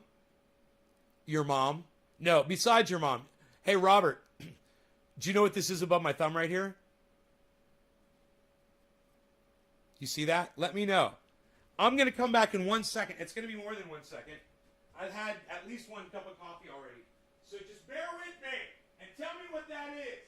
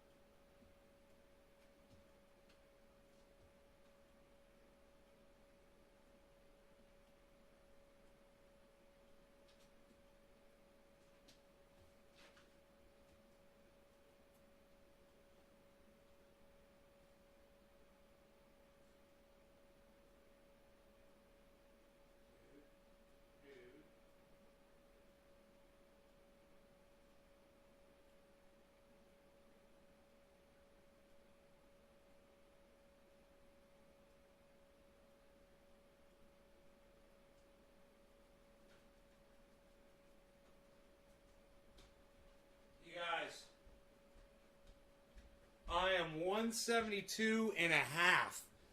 I'm 172 and a half with the shirt, the underwear, and the jeans on. Dude, what happened? Robert, no, you couldn't see that? Is there anybody here?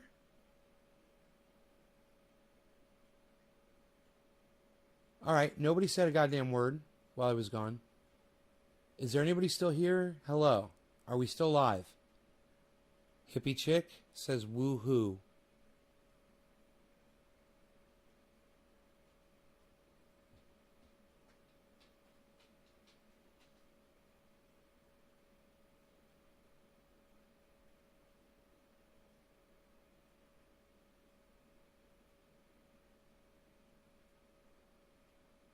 I literally... Where here?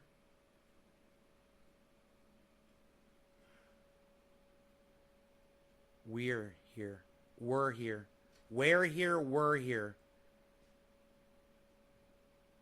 Yeah, we're here is right. You're waiting on Rob's response? Yeah, I want to know if Rob knew what this was.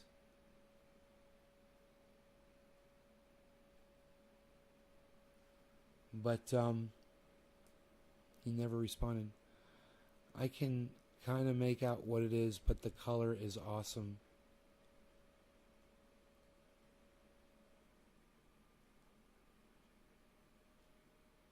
Oh, is it blurry? My bad. It looks so clear on my screen, man. I can see, like, almost read the writing on this letter right here. I guess Rob fucked off. I think he did. Anyway, let's hear what Kyle has to say about this because this is going to get to something that I want to talk about. That's the door-to-door vaccination. And take all rights away from everybody else. And so don't look at the person, look at the policies. Because right now what's at stake is the future for the next generation. And don't look at the person, look at the policy. Once again, what is he talking about? What person? It doesn't even make sense. Stop sending cookie-cutter politicians to Washington, D.C. that have pleated pants and tassel loafers. And now they're starting to talk... What? It's just like he's just riffing on right-wing talking points and trying to chain them all together, and it doesn't make sense. And do people really believe that that's all you have to do now to be a politician? Or are Republicans literally this satisfied by someone this dumb who just recites unchained together talking points from the right wing that make no sense and have no meaning and have no place in the conversation that he's having, and you're literally satisfied by that? Republicans, if this is the up-and-coming leadership that you have to look forward to, this guy makes Mitch McConnell look like a fucking master wizard. like a Jedi Knight. Talk about going door to door to be able to take vaccines to the people. The thing about the mechanisms they would have to build to be able to actually execute that massive of a thing, and then think about what those mechanisms could be used for. They could then go door to door, take your guns. They can go door to door, take your Bibles. Yeah. And so it's serious. And brother, I've got to get backstage, but Yeah, man, I absolutely I look appreciate forward to it. being on your show another time. This is the new right-wing talking point. He's just repeating what someone else said the other day.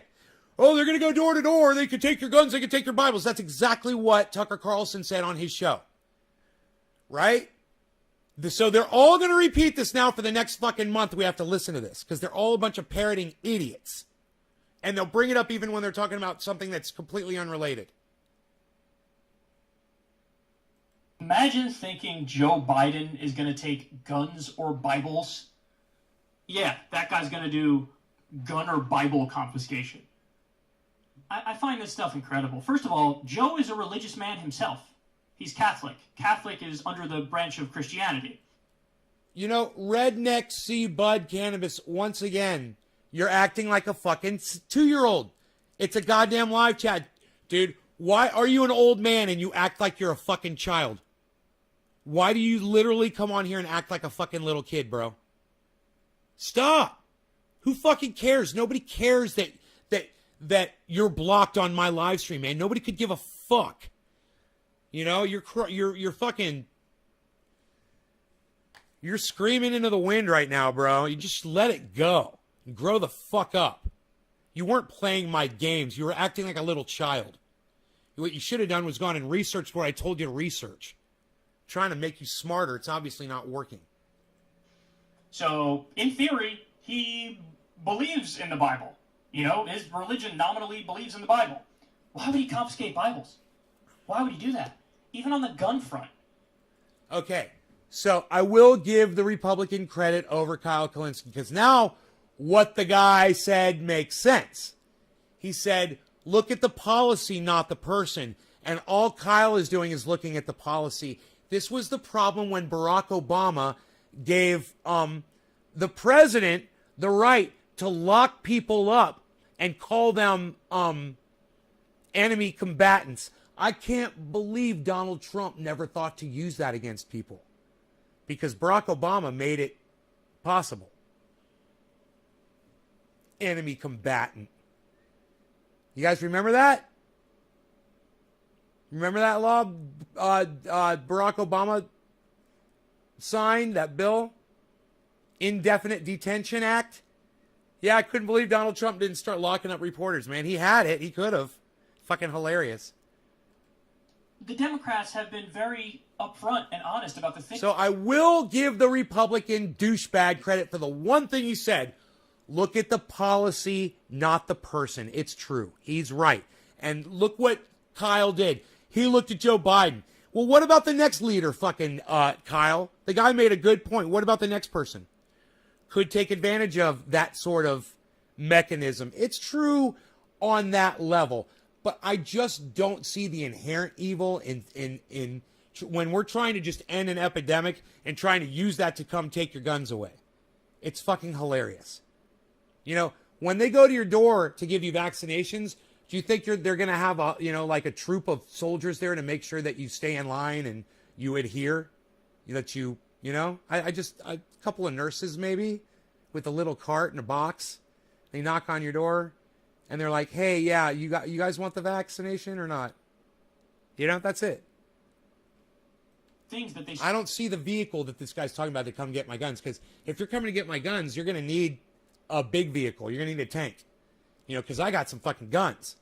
And if you're coming to take my guns, I will shoot you in your fucking faces way before you step on my property. I'll be waiting down at the end of the street for you to pull into my fucking neighborhood. Support.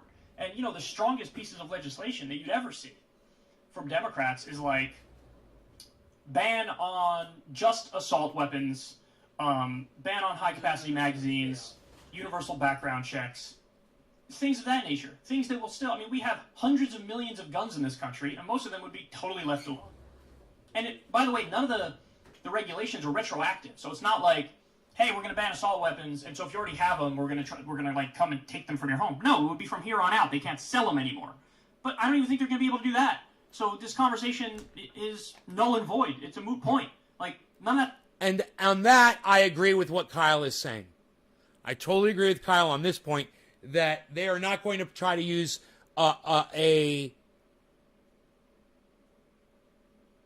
because they're not even relatable. You know, sending nurses to your home to give you a shot isn't a mechanism to come to your home and pick up your Bibles or come to your home and pick up guns. It's silly. It's just silliness. You guys need to realize this. And I just want to tell everybody that walks out of here,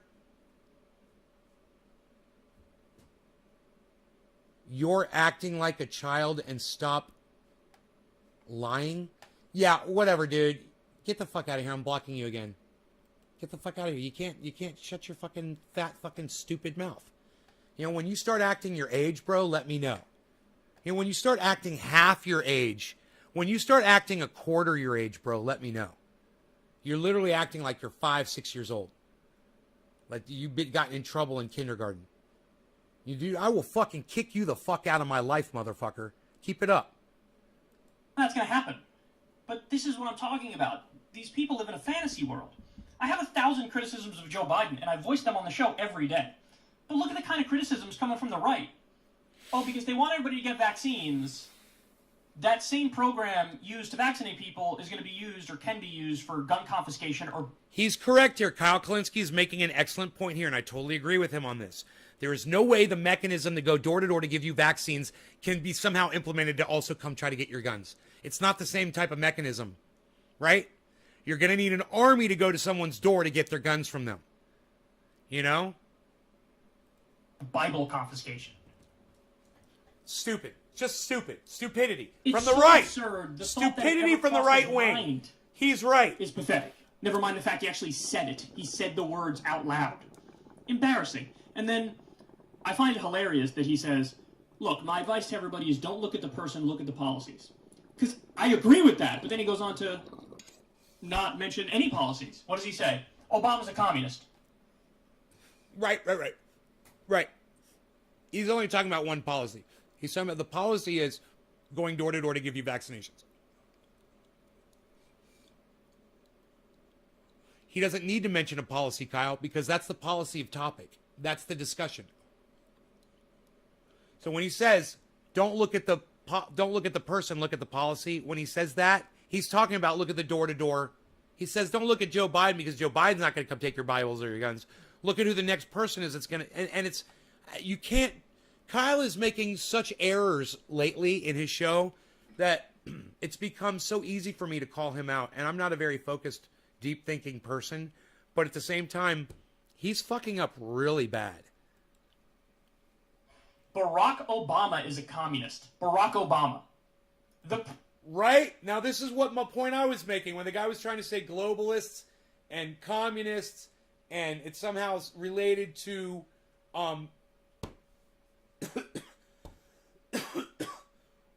wanting to go door to door and give you a vaccination so we can end a goddamn epidemic that's killed 600,000 Americans. Private sector grew under his presidency. He created a lot of private sector jobs. Government actually shrank under his presidency. No, it's not pressuring them. It's hey man, do you feel pressured to join the goddamn the Mormon church, bro? When they come to your door, knock on your door, and ask you if they can preach the gospel to you? Do you feel pressure? You know, let's say it was the government that came to the door. It was two guys wearing white shirts and black ties, and they had a little American flag pin, and on their little Bibles it had an American flag, and they were from the United States federal government, and they said, hey, so you're like, that's me. I don't want the dog to think it's me. Rogie, it's me. He keeps thinking somebody's here because I'm doing that. It's just me. Good boy. You get a rap on your door, and you look through your peephole, and you just see two guys holding a book, right, from the government, you know, and you open the door, and they say, hi, would you like to let us in your home or even come outside and so we can preach the gospel to you from the United States federal government? And you'd say, no, and you close your door, right? Where's the pressure, rascal? Show me the pressure when someone comes to your door and asks you if you want something and you say no.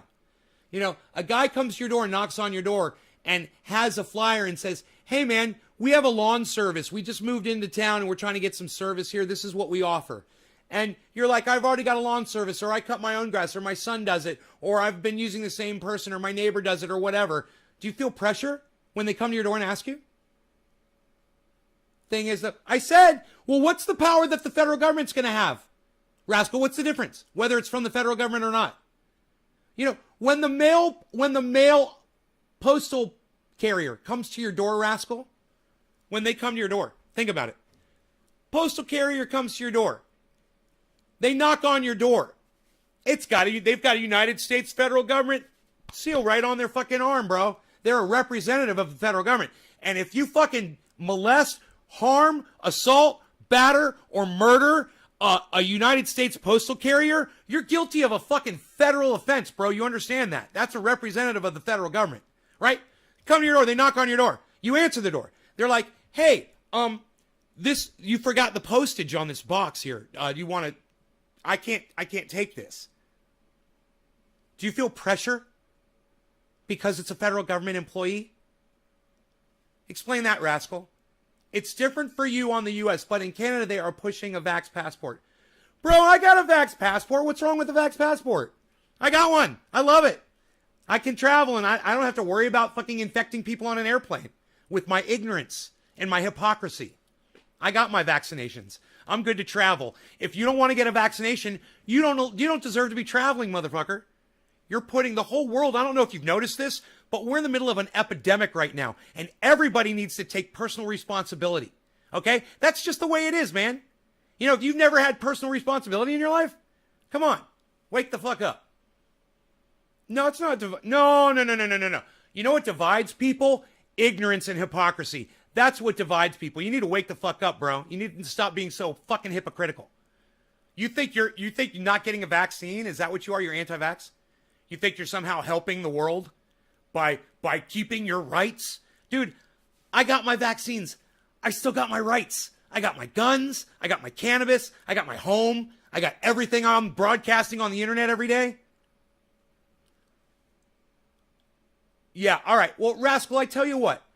Go complain about it somewhere else. You're now added to my block list, and I don't need this kind of anti-vax rhetoric on my live stream, mainly because it's just not true. You're just an idiot.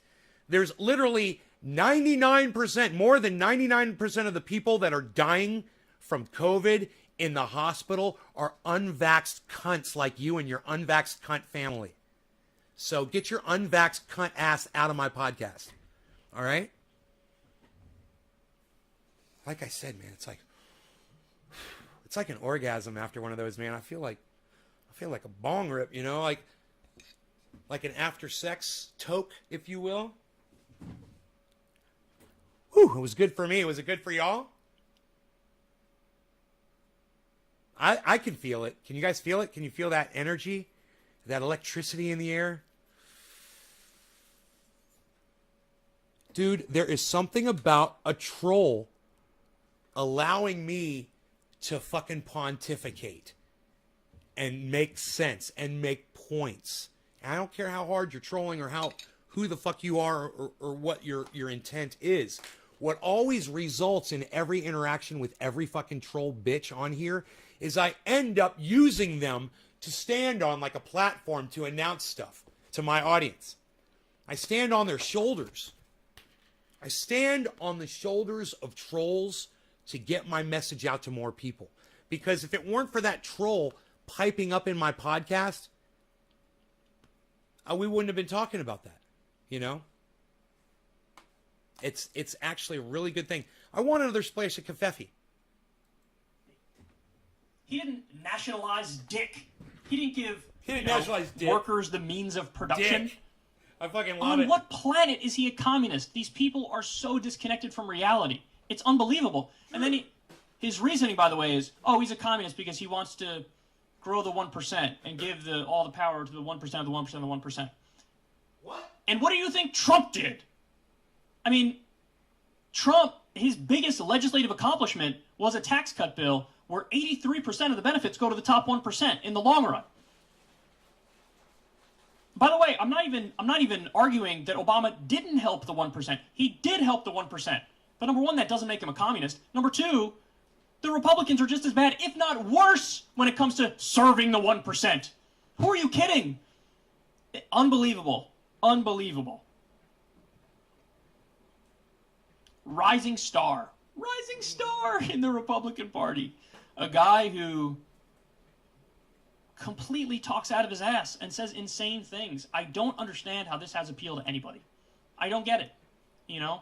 Even this, he's supposed to be part of the new, like, populist right or whatever. Well, I'm going to take a page from your book, Madison.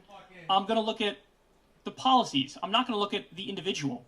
So Josh Hawley, who's supposed to be like the leader of this populist right, you know, resurgence or whatever, he wasn't even for a $15 minimum wage.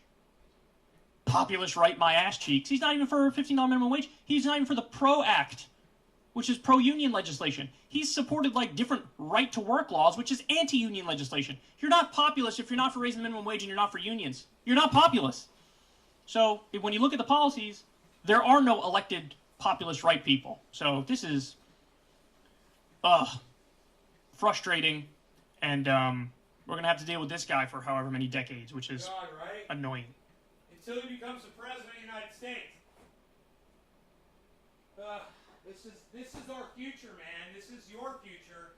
Those of you that are younger than me, I'm going to be long gone, and I don't know if the planet's still going to be here. I mean, if the human race is going to be here or not. I really don't. I don't think they are. But if they are, man, and government still exists in 10 years, man, oh, fucking 20 years, these motherfuckers become president leaders.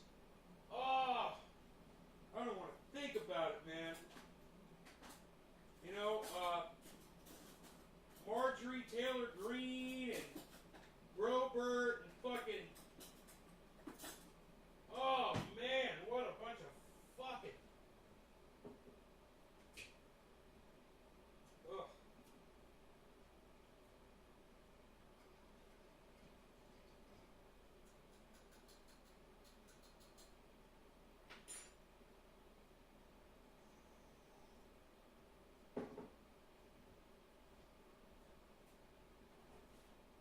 Just a teaspoonful of cream helps the cafe go down. The cafe go down. The cafe. My dog has not gone outside yet.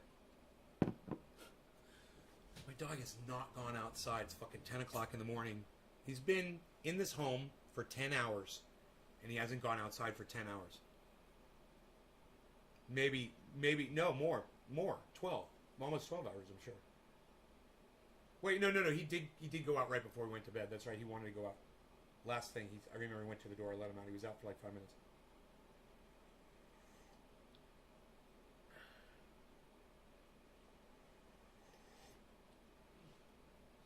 When they haven't even done enough math. Right, Billy. There's a lot more than 1% of people that are wealthy. That are in that position that they just don't give a fuck about you. Hey, man, there's people out there, they got $3-4 million. I know them, okay? I know them. They've got beautiful homes. They've got a lot of money. They don't give a fuck about you guys. They couldn't give a fuck about you guys. They talk about it. They discuss it among themselves. They accept me into their little fucking circle, the millionaire club, and they talk about it. And I just sit there and let them talk just so I can hear what's going on inside their minds, because it's so shocking. Do you want to know what you guys are to the wealthy?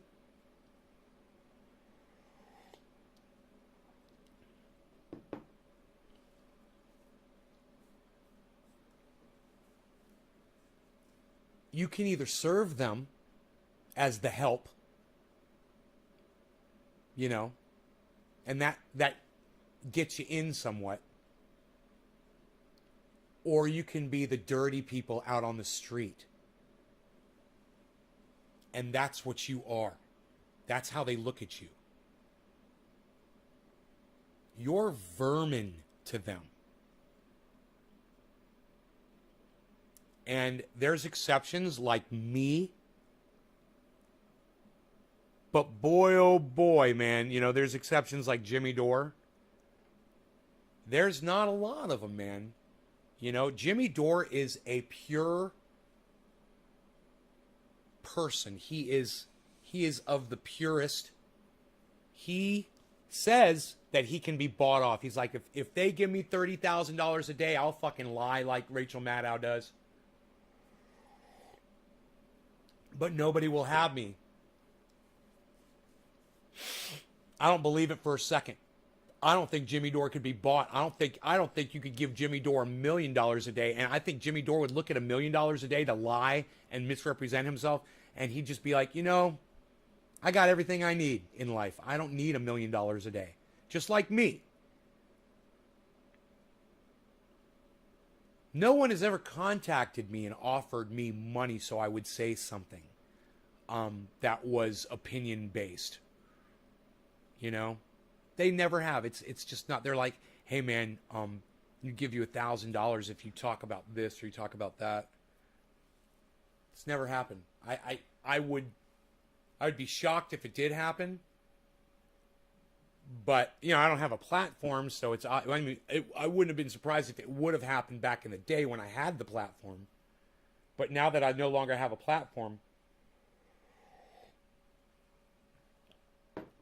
you know, it's not worth anybody's money. Their message isn't going to get heard by it. And that's what's so funny is so many people come in here, so many little trolls and things, and they think that posting things in here or talking to me about certain, like somehow it's going to make it, like people are going to hear it. Like they treat me, some of the trolls treat me like I'm famous. They treat the podcast like it's viewed by millions of people. And they're going to reach so many people. And I'm like, you realize nobody fucking sees these.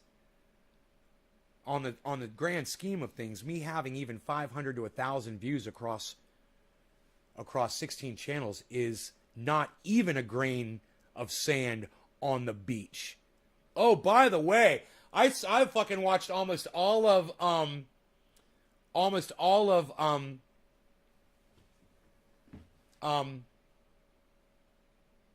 Edge of Tomorrow last night. Again, I fucking love it while I was cleaning the house.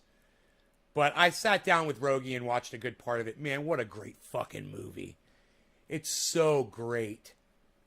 It's a great movie. It needs to be watched over and over and over again. Just like, you know, just like Groundhog's Day should be watched over and over and over again.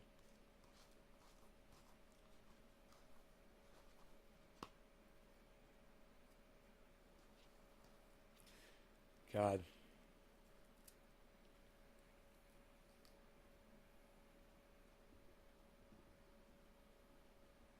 I mean,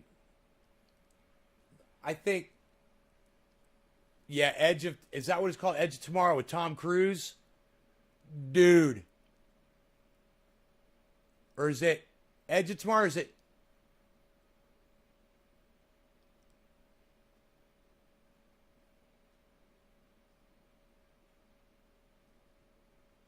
Is that what it's called? It says live, die, repeat in the title. It says Edge of Tomorrow, live, die, repeat, or something like that. Or play, die, repeat. I don't know. Dude, if you guys have not seen this fucking movie,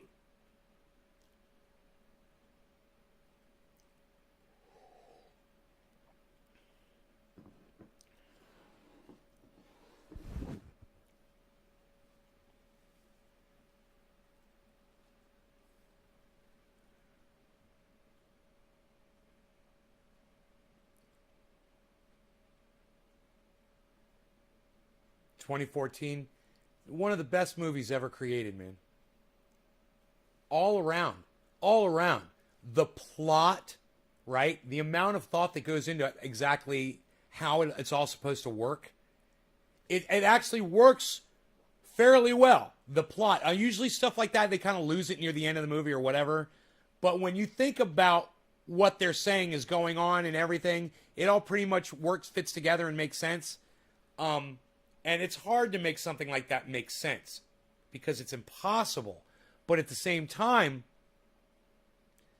they do such a great job of portraying the plot and portraying what is going on and the repetitiveness of what is going on. And man, it's just, you get the plot, you get the excitement, you know, you get the special effects are fucking great. You know, I got this thing about, you know, the newer movies that came out after it went to 2000s. The special effects were just too goddamn fast.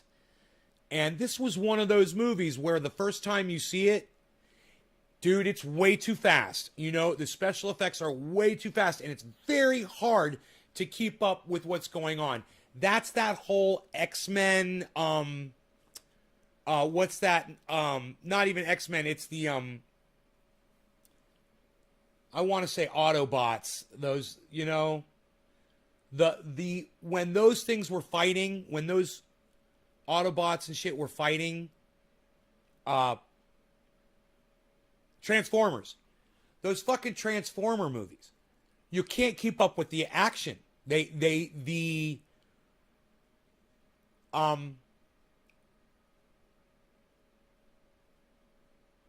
movements and the multitude of movements simultaneously going on a screen. You can't, you're like, what just happened? Where I don't even know where I'm at now. You know, it's like, it's so fucking confusing sometimes. There's a lot of movies that are like that. They don't do a very good job of portraying the flow of the event that is taking place.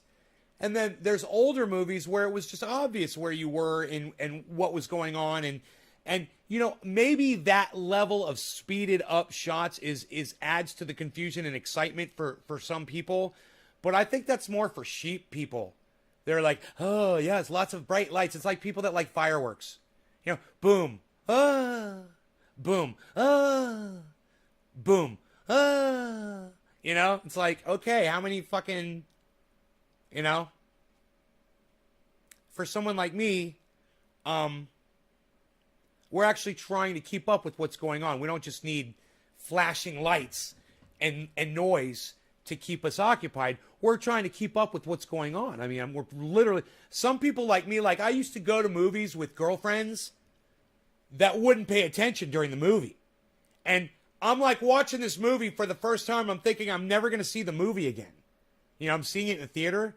I don't want to miss a fucking word. I go to a movie and I'm like this, you know? And if there's a scene that's a long, drawn out, obvious, they're panning across the thing or whatever, and that's would be the moment, you know, to if you're trying to whisper something or whatever. But for the most part, man, I am just boom. And I had ex-girlfriends, man, we'd go to a movie and they literally just weren't paying attention. So we would get like halfway through the movie and then they'd start asking me all these questions that you know all the answers to because you were paying attention and they weren't. So you answer all and you're like, okay, what's going on here is they were already in there one time. Now they're all come back in there. That's why they all know what's going on. Oh. You've watched Edge of Tomorrow 3 times? You need to watch it at least 20 times. That movie needs to be watched at least 20 times.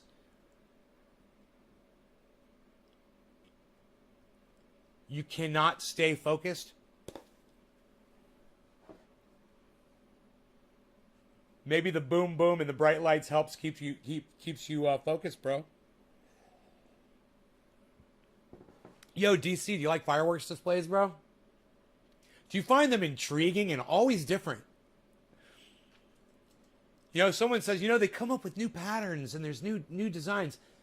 I'm like, oh, so it's always something different? And they're like, yeah, it's always something different. So it's not always fireworks being shot up in the air and exploding and making a loud noise. It's not always that. Oh, I guess it is always that, isn't it? Well, yeah, it is. It's kind of like you're looking at a painting, but this time it's a different painting.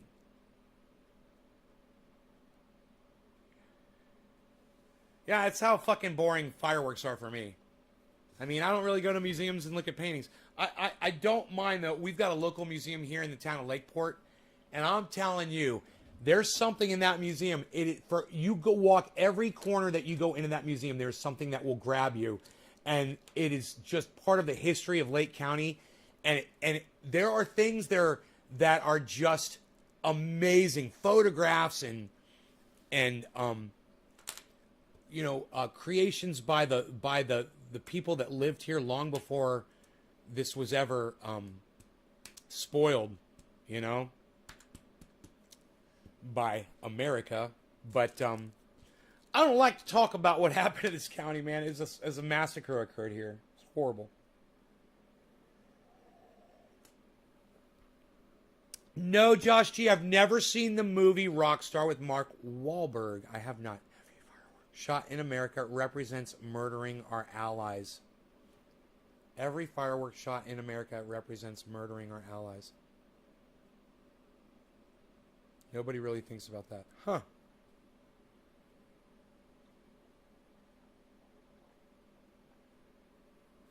From the Star Spangled Banner. This covfefe has 1 teaspoonful of creamer in it. Creamer sugar. Maybe, I don't know, maybe less than a gram of sugar, whatever. But it's just enough to just make it so good, man. Oh, man. I don't taste the sweetness at all, but the coffee is just so non-bitter,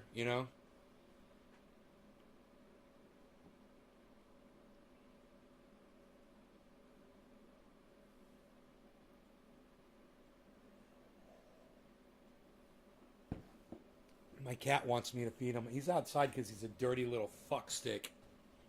He goes out there and rolls around in the dirt, and then he comes inside and drags his dirt all through the house. Did you get clean yet, buddy?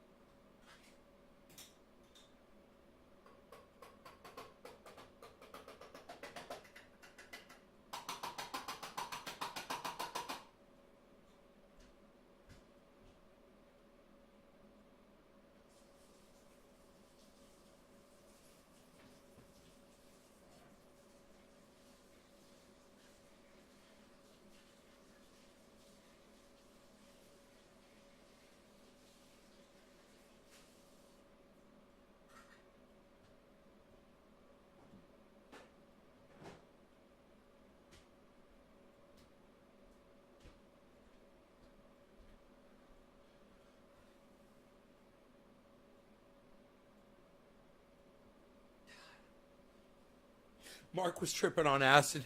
That was so funny. If he was tripping whenever I was yelling at him and that fucking gave him a bad trip.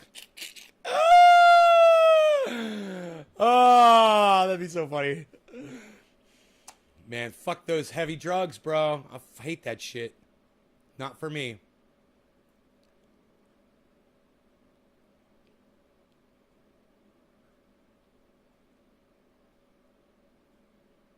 Oh, it's Russell Brand, Billy. I won't click on that because Billy is here and I love Billy. I love Billy more than I love Russell Brand.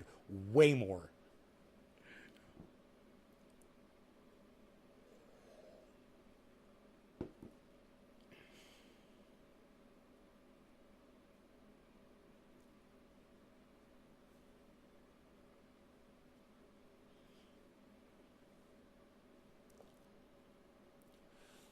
Hey, Billy, though.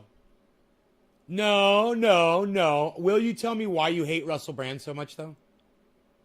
Because I love you, bro, and I want to know why. Because I think he's amazing. And, hey, man, he says things I totally disagree with, man. I totally disagree with some of the shit he's about.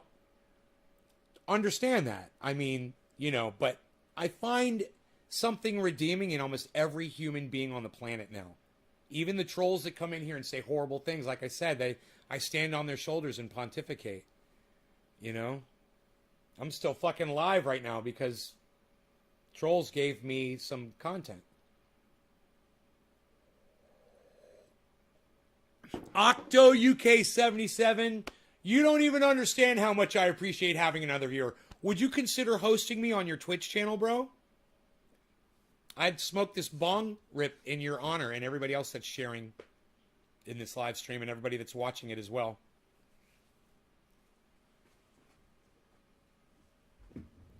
I mean, I find redeemable stuff in Ben Shapiro. I find redeemable stuff in, you know, I can't say I find anything redeemable in Mark Dice or Steven Crowder, who I think are the exact same person. I think Steven Crowder and Mark Dice are the same person, on different days of the week.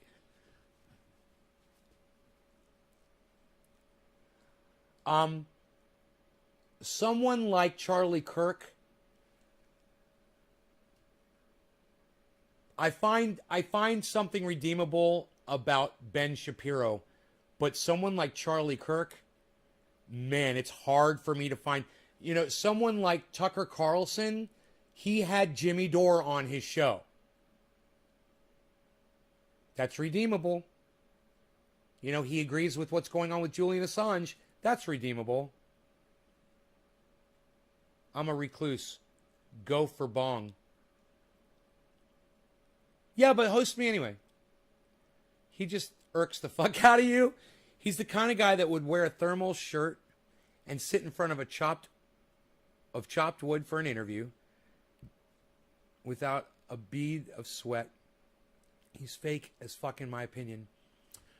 Do you know that he said, he literally made a comment about the wood, bro. He was sitting in front of it, and he said, this really trolls the fuck out of my audience when I sit in front of this pile of wood here. And I got such a kick out of it because, listen, bro, Billy, admit it. Admit it. Come on. Wood's cool. I love it. I got a sawmill. Wood is cool, bro. Wood is cool. I mean, even though that was probably his firewood for wherever he fucking lives, wood's some cool shit. And, you know, we've got that. That's redeemable. He's got the wood, bro.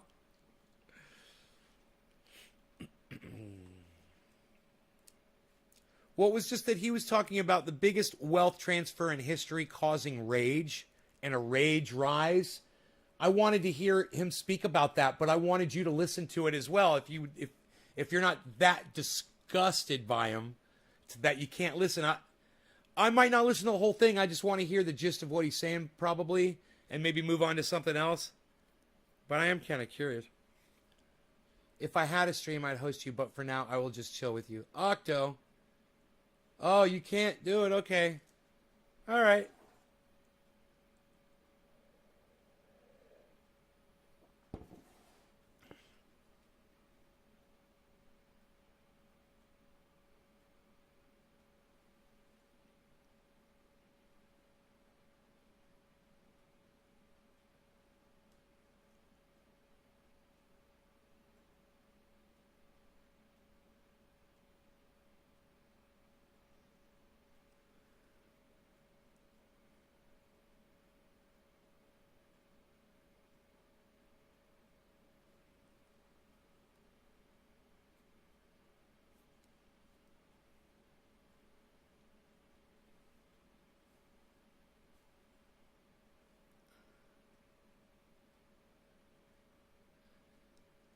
Yeah, Jimmy Dore puts makeup on. I put makeup on. I fucking put makeup on this morning, bro. I use makeup. I keep it real, but I know people don't want to look at little red spots on my fucking face either, you know? And every once in a while I get one, man, and I'll try to cover it up so it doesn't distract you guys. I'll use makeup, not like Jimmy Dore does. I mean, Jimmy Dore puts it, he fucking, and so does Graham Elwood, man. They put fucking, I guess that's called base, or you would know. Billy, you know what that's called. It's like a pre-makeup.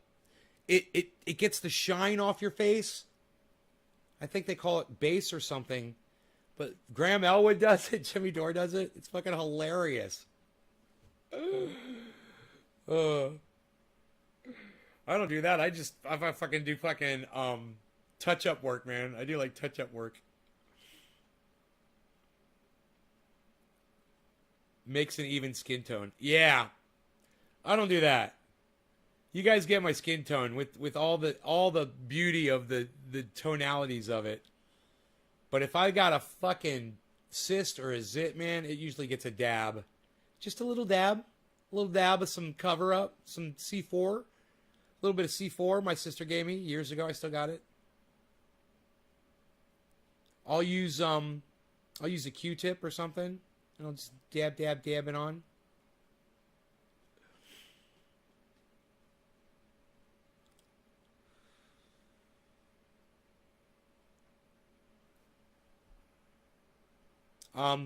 So I don't really come down on him for wearing makeup, bro. For podcasting, I mean, it's his job to look good. That's what he's doing. He's putting his face out there. His face got to look good.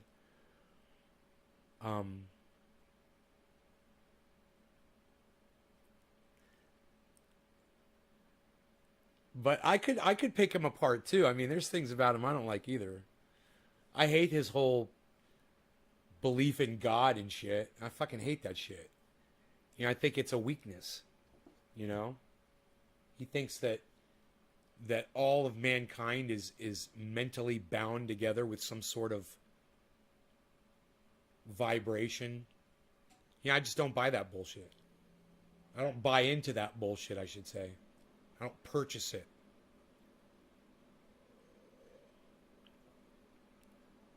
The salicylic acid? Oh, you do skin peels, bro?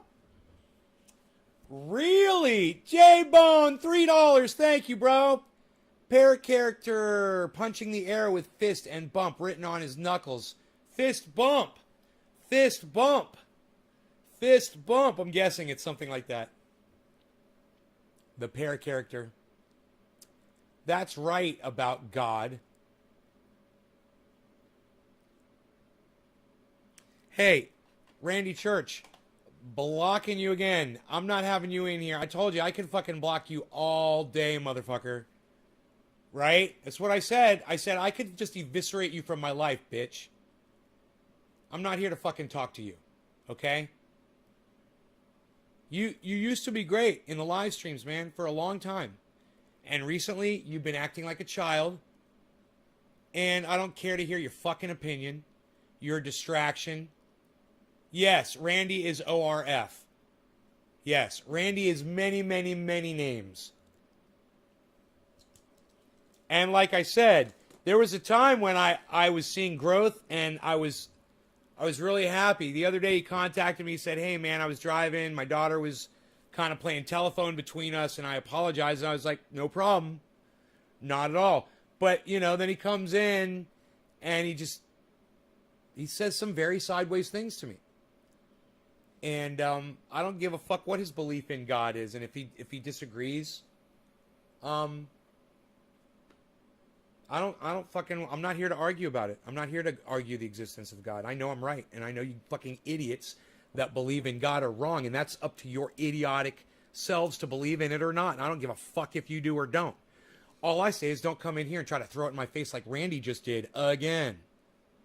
You know? You guys want to believe in God? I'm cool with that. I think my friend Rob does. You know? I wouldn't be surprised. I wouldn't be surprised if Iceman does. You know, my best, closest friends, I'm pretty sure Dino still believes in Jesus Christ. Pretty sure.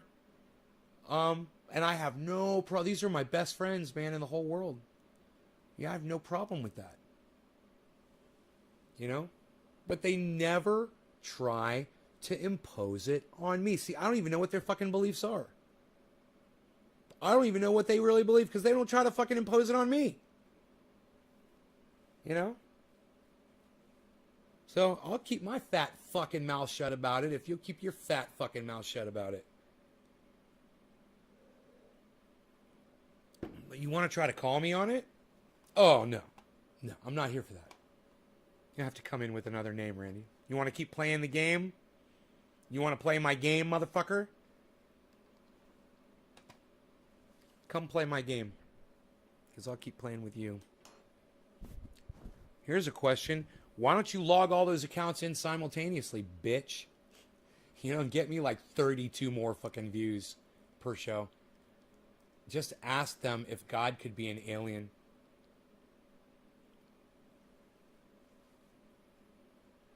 Dude, the whole thing about the simulation thing,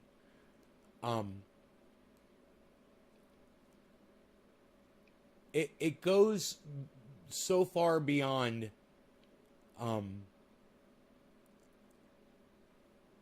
let me just, people who say it's a simulation, it's the exact same thing as saying it was a god.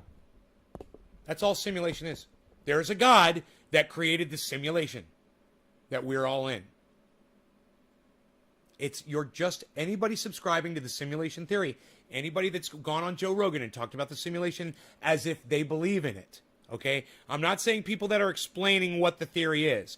I'm saying people who subscribe to that bullshit, you're just as stupid as every religious moron out there that thinks that their God is the right God, but everybody else's God isn't.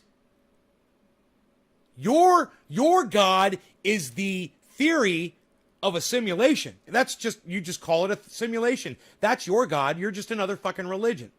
Just like these flat earthers, their God is a flat earth. You know? Gods come in all shapes and sizes, but the one thing that they all share in common is none of them exist and they're all a fucking lie. I will smoke to that. Someone fucking share that bitch on the goddamn internet. Cheers, everybody. I want to thank everybody that's here. I'm so glad that I stayed live, man. I was a little discouraged earlier. I almost stopped the show after an hour because there were just a few people here, but I hung in there.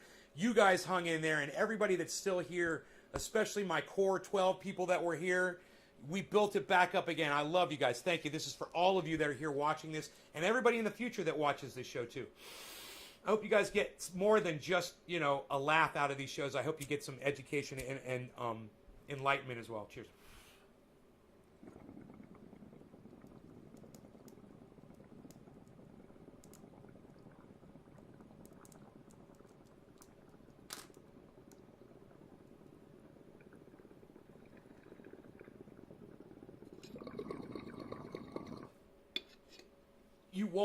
You won't get splashed back on that. It's beautiful. It's a beautiful thing.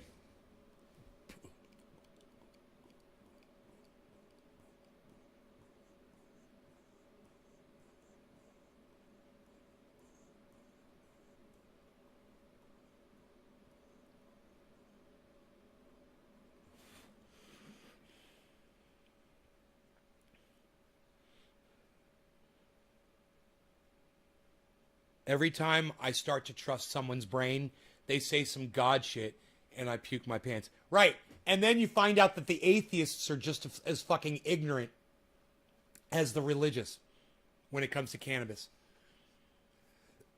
And you're like, you guys are just as stupid. You know, you guys are just as fucking ignorant.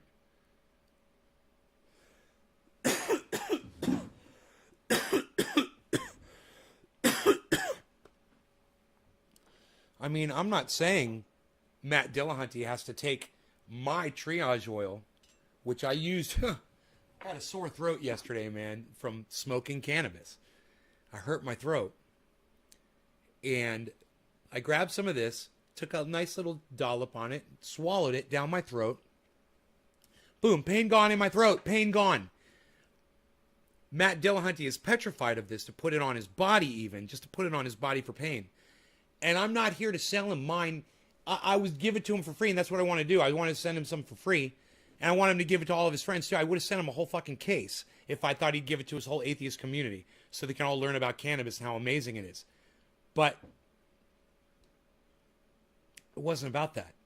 It was just about him knowing that the ingredients were 98% coconut oil, 1% peppermint oil, 1% activated THC oil that you can grab out of any bubbler. There's the secret, guys. This is not proprietary. This information is available for you to make at your homes anytime you want with the bag of cannabis that you already have.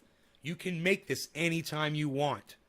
You know, just buy more cannabis next time. Get a fucking whole ounce instead of a quarter. You know, you'll have plenty to make your own fucking oil. You know, get some concentrates from the dispensary. Make some concentrate. Decarboxylate it to 275 degrees for 5 to 10 minutes. The THC oil, and then it's ready to be pre-mixed with the coconut oil, and then mixed into the amount that all the amounts are available at triageoil.com, naysgarden.com, trendyasdabbers.com. All the information is out there. It's all free, and I'm not trying to make a penny off of any of you. It just so happens that I had 3 giant orders go out of jars that were relative in size to this jar as compared to this one. More like this. They weren't this big, but this is probably this might be a 64. It was probably half this size, like a 32. This might be a 64.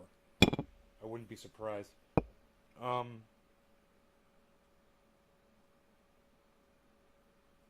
But 3. Each of those totaling $360, man. They all went out within the last month. It's fucking insane that those all went out. But that is how popular and that is how good the shit is. Someone will literally give me $360 to give them, you know, what is it, 32 ounce? Yeah, 32 ounces of this stuff. 32 of these. Is that correct? I think it is.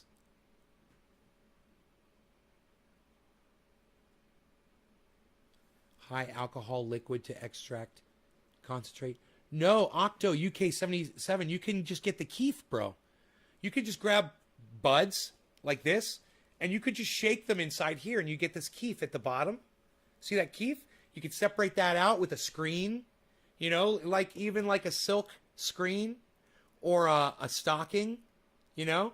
You can separate the keef out on a mirror, take that keef, heat it up inside a frying pan with a little bit of coconut oil, melt it down, melt it together, get it to 275 degrees just for a few seconds, actually, because it's a small amount. Boom, there's your active ingredient. 15 drops. 30 drops. 30 drops of 50-50. 15 drops of THC oil in this, and you got 1 ounce. Yes, THC crystals. Yeah. THC crystals. They're called trichomes. They collect. It's called keef. It collects at the bottom. You get a grinder if you're grinding your buds.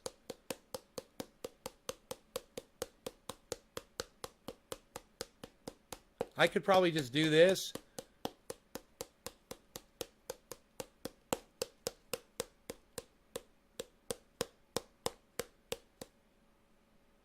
Here, there you go. Look. That's just a quick example.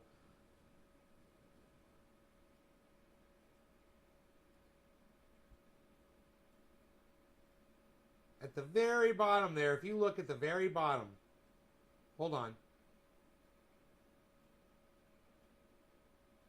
You see there's just a tiny layer.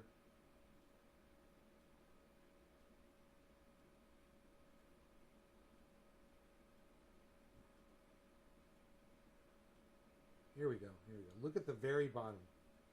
You see the sand at the very bottom? That's not sand. Those are crystals. That's literally keef at the bottom of this container. You just, all you'd have to do after doing that is reach in here with your hand and just pull all the flour out. Pull all the flour out very carefully and put it in another container. And what you got left down there, you pour that onto a silk screen over a mirror. And the sand, the trichome heads will fall through the silk screen onto the mirror. And all that flour you could put back in your flour thing. And literally, you just have, if you guys start using these, I mean, if I showed you the True Black container, because I'll bet you this one's going to be full of fucking keef. Look at this one. Look at this one, guys. Uh-oh. Hold on a second. I just accidentally shut my monitor off. Let me just check the power. The power button, the power cable was loose Dude, this little bed I made for Rogan is so fucking cute. The cat's laying on it right now. I need to get a photograph of it. All right, here, check this out, guys.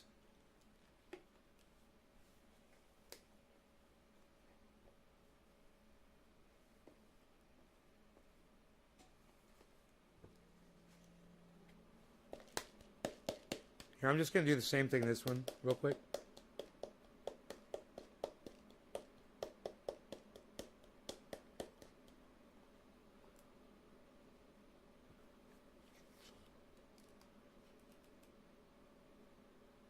Look at the sand at the bottom of that.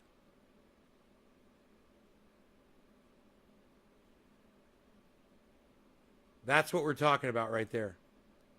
Those little granules down there, and that's almost white. Look at how blonde that stuff is, guys, compared to the Jack Herer.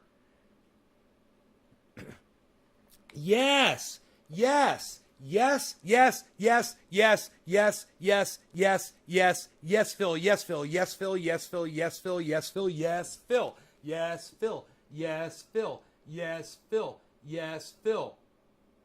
Look, Aiden loves me. Thank you, Aiden Glaucus. I like refried beans. That's why I want fried beans, because maybe they're just as good as we stuff. Would putting some RSO in it be like decarboxylated material? RSO is exactly the ingredient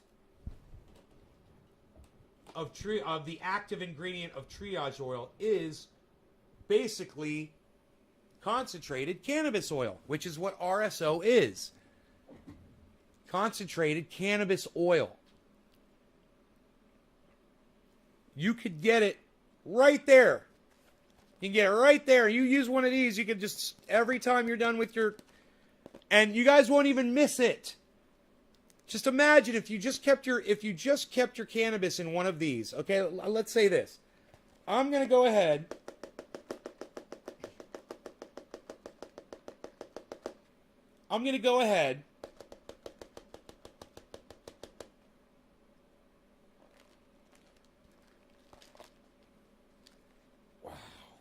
Wow.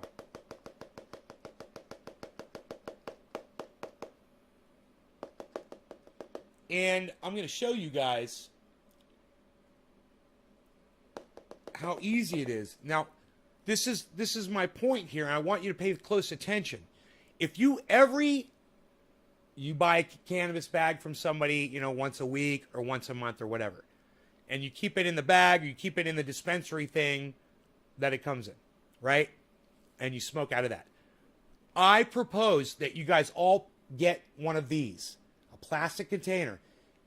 Keep your cannabis in this, right? Now, when you need shake and whatever, you pull the shake right out, but don't ever empty everything out of it. Always leave the bottom, the very bottom. Just leave that in there, but keep refilling it, keep refilling it, keep refilling it. That's what I've done with these. And over time, you're not going to get this after one bag, but after several, after you keep storing it in this, you're just going to build up keef at the bottom there, and you can mix that with coconut oil in a frying pan and make the base for triage oil. Then all you need is peppermint oil and coconut oil, and you guys can buy that stuff anywhere. And you could be making this stuff yourselves. I make it 5 gallons at a time. I buy a 5-gallon bucket of coconut oil, and it's not that expensive. I got another one downstairs. I got to go open the box and bring it up here because it's time to make a new 5-gallon,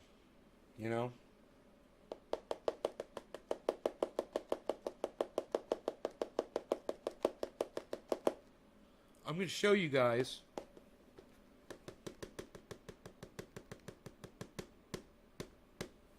how easy this stuff is to collect, okay?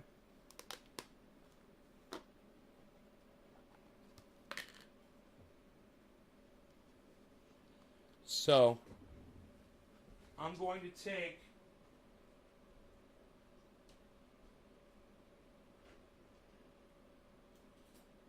a spoon and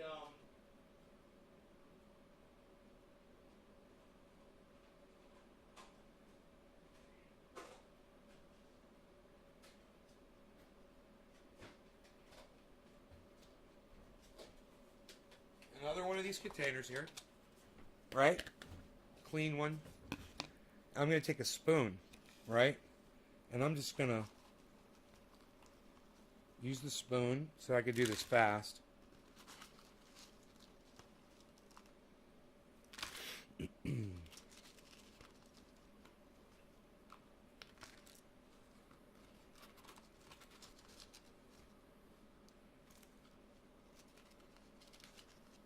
Oh, this smells so good, like I'm dipping this into blueberries.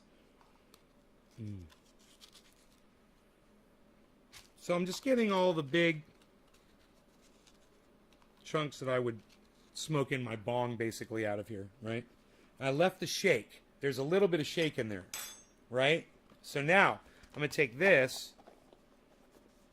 Actually, let's reverse this now. Let's put the number 1 on here, because that still is my number 1. It's just in a different container, and we can keep it like that. And now this, we can put this new top on here. Right? Now, we knock all this stuff. And now there's no longer any buds in there, right? Phil, I don't know what that is. I'm sorry. Dimethyl sulfoxide. I don't know what that does. You got me on that.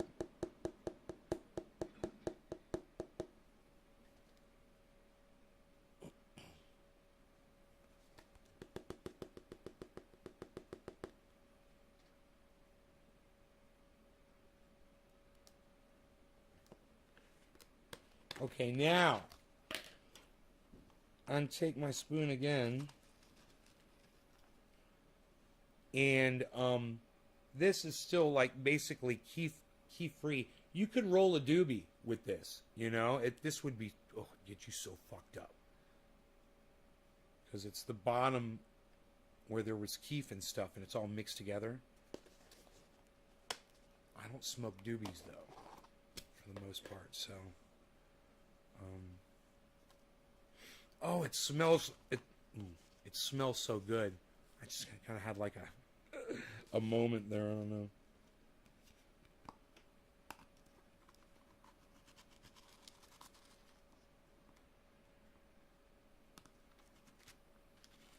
Okay. That is pretty close.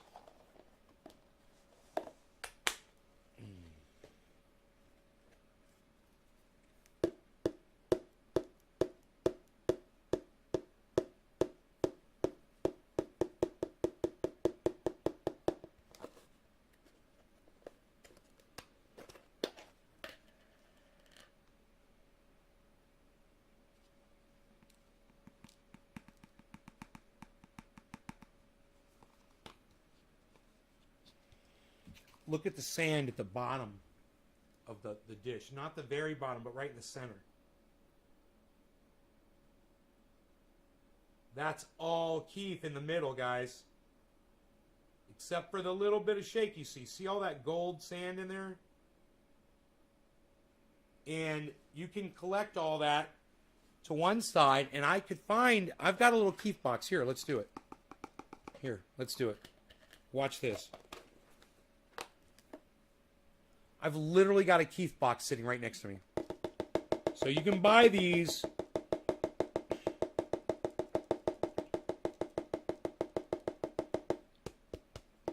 You can buy these at most dispensaries, right? And this is how you separate that little bit of keef that's left in there. I mean, the little bit of shake that's left in there with the keef.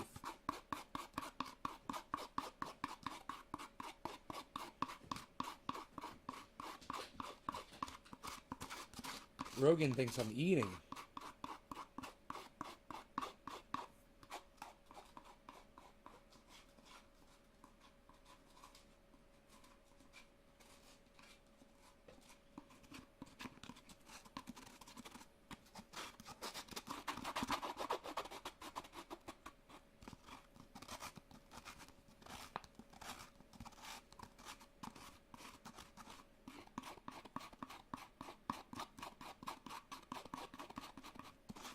All right, so I scraped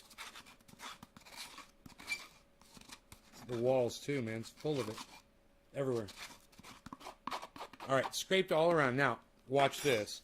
We're going to come over here. We're going to grab this Keith box, and I'm going to show you how these things work. I got several of these. This one, this I think may have been made by Billy's and my acquaintance, woodworker. He's got a YouTube channel. Big Joe Kasoulis. He used to love us. He used to love us. So, I want to show you the mirror at the bottom. There's basically nothing there. You know, there's a little bit of whatever underneath, but really not much anything. But I'm going to show you how this works. There's a flat up. Rogi's ready to go outside. Let me just let him out.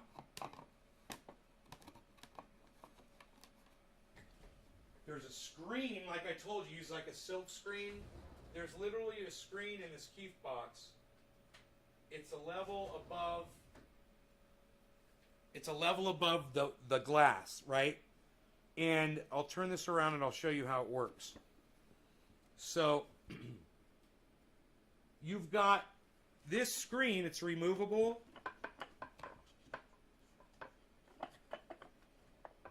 I believe. Yeah, it is, but it's in there nice and tight. I'm going to leave it. And you've got this as well to push your shake into. You put your shake on the screen. I'm going to dump it out. Oops. Oops. There we go. This goes in here.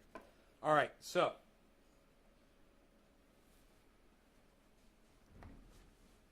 Big Joe Kasoulis! So, you need like a razor blade or a credit card, you know, and then this goes in here like that, and then you take your material and you just pour it out, okay? And now you make sure that your screen is closed, and now you could take a, you know, I've got an old card here that you use to scrape, or you could use your fingers. I prefer to just use my hands, and I'll just go like this and gently move the material around towards the very center of the screen. I always want to move right towards the center. Now, if there's a stem or something prickly in there that I feel, I try to remove it. That's in there. So if there's leaves, they'll normally break down. But here, right there, I found something, little thing. I'm going to get that out of there. And as I find little prickly things, and the reason why you want to get prickly things, because they could be pieces of stem. And if you press too hard, after doing this for a while, you could press too hard, you can poke a hole in your screen. So you want to remove the hardened debris that might be stem related. Like here's a stem. You want to pull that out. Oh, I should throw that in the garbage, huh? There we go. And you don't want to apply any pressure until you're 100% sure that there's no more debris in there that could poke a hole in your screen. And there's another piece of leaf or something. Here's another piece of stem or something. We'll roll that off. And you can use this little tray on the side. You could use this little tray on the side to roll those particles off to do it quick, you know.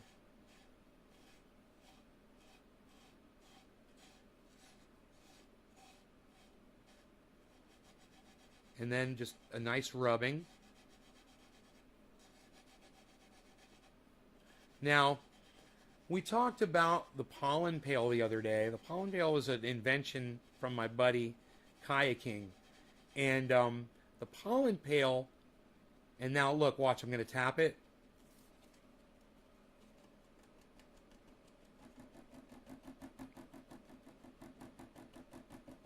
That's going to help the keef fall through the screen. And remember, I'm moving towards the center because I want everything to just pile up right there in the middle. On the when we pull the glass off, there should be a nice little pile of keef there. So there's a little particle right there. I'll just kick that into the tray there. We're almost in full rubbing mode here, which I'm going to show you. There's actually a more efficient way to do this, but I want to make sure I don't have any more stem in here, because we do put a little bit of pressure on there, just the weight of your fingers, right? Okay, tap right in the middle. It'll all come to the middle if you tap right in the middle, generally. Wherever you're tapping with your fingers. Alright, now we'll use the card here.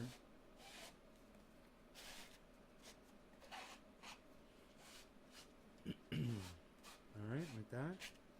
And now, take my two fingers and just... Right? Now, the more you do this, the lower quality will be down there, because you will eventually start grinding pieces of leaf in there. So remember to keep the pressure very light. But I want to get all of it right there in the middle. And I want to get all of that. Watch this. Just rub it right into the middle there. Not hard, but it's about focusing it all in one spot. And it's about not putting pressure, but just enough to... and you can do this as long as you want. You'll get more keef, man. The longer you do this, the more keef you'll get. But like I said, you will notice some impurities. So, now, let's see what the mirror looks like. Now, you remember what the mirror looked like when we started. There was a little bit of keef on there from the last time, just a tiny little bit. Here we go. Is keef a proper word to use? Yes, it is. There you go. That's the keef, guys, and you can pull this all the way out.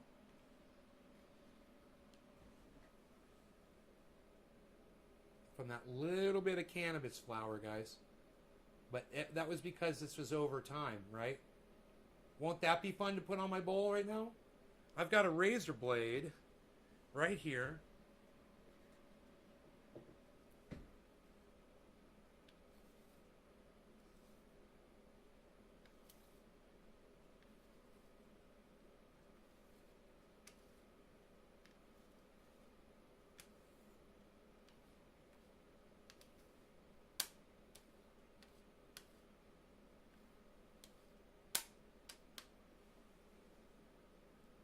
There you go. We've extracted the keef that easily out of our cannabis. Now this can now be easily put into a frying pan at 275 degrees with coconut oil, decarboxylated and mixed into the coconut oil, so that you could take that 50-50 and take the 50-50, 30 drops of it, and make 1 ounce of triage oil. All you need is 10 drops of peppermint oil, 8 drops of peppermint oil, I think it is. 8 drops of peppermint oil and like 1 ounce of coconut oil in a little jar. Boom. There you go. We're going to smoke this now. And another cool thing is, now your buds are all nice and clean. You don't have all that stuff down at the bottom, except, some shake. But you take that shake, and that shake will just make more keef, and you can just keep going with the shake like that. That's something you can do with your shake. If you don't smoke doobies, you can make concentrated cannabis out of it. Concentrated keef. A little keef box is really easy to find on the internet. You can find them very, very, very, very, very inexpensive. They come in all sizes. So you get a little keef box, like, it'll be just as effective as this big one. If you get a tiny one, here, I'll find you one right now.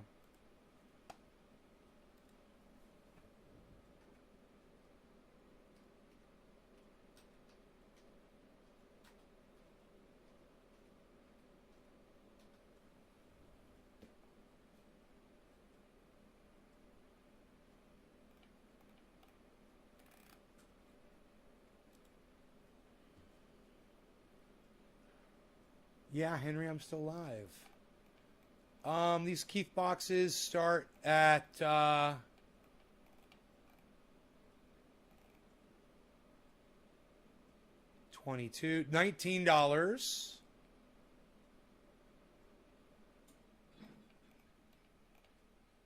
I found one for $19, guys.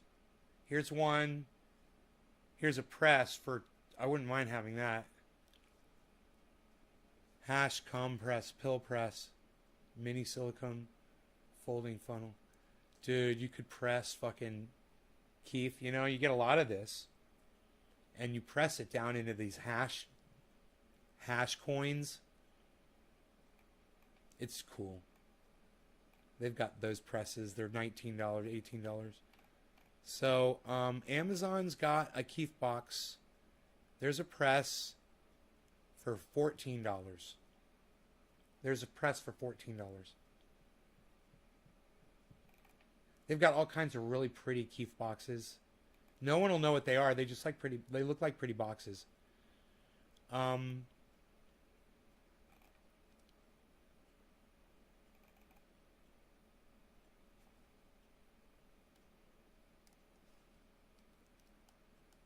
And you know, you can use a grinder when you're making doobies, and that'll save the keef down in the bottom chamber. $19. That was the cheapest one, right? $19. It's beautiful. This $19 one is beautiful, and then everything else is more expensive than that. Why do people press keef? For a chunk of hash, man. You smoke it in a bowl or in a bong. People do that shit all the time. Psst. People do that shit all the time, pal. If they make, you're making hash out of it. Pressed hash.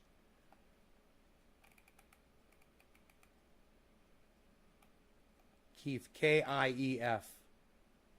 Keef. Always on top of my bowl first. Oh shit, you're still on. Okay, does that lower the quality of the actual flower by extracting the keef?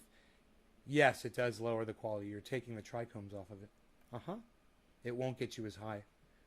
You won't stay as high as long. But you'll still get high. I mean, I bet you if you smoke this, I bet you're fucking gonna get high. That little bit of powder right there. Oh yeah, man, that's smokable. But it's nowhere near as potent with this removed. I mean, look at this. Takes all the weight out of it, you know? That's the weight of what you're smoking.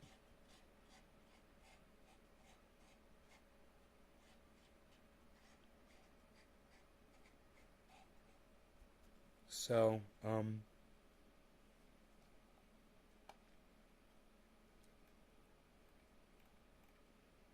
a lightweight, Nick.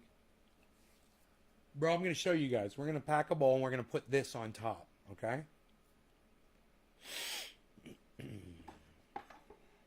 So this is, if you pull the screen out, which you can do, it's just in there really snug. You can dump this. Here you go. See, this screen is removable. So I can take this now and dump it in the trash. It's basically, I'm sure there's a use for this. It's just like, I don't need it, you know. And there's a lot more where that came from. I don't need a filler for a doobie. Because I don't smoke them.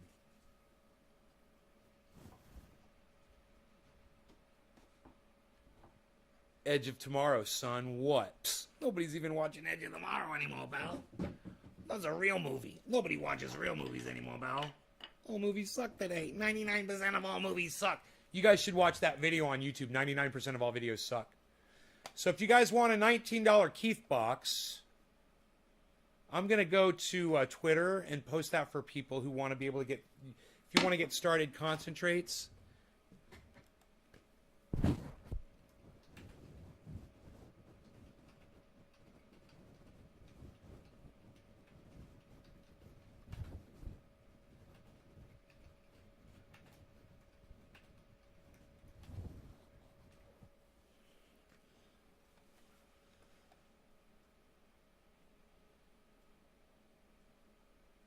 I wonder if it's going to give me an Amazon link. I'm trying to put it on Twitter, but it's not coming up with a link to the product. That's weird. Here, let me hit tweet and see what happens.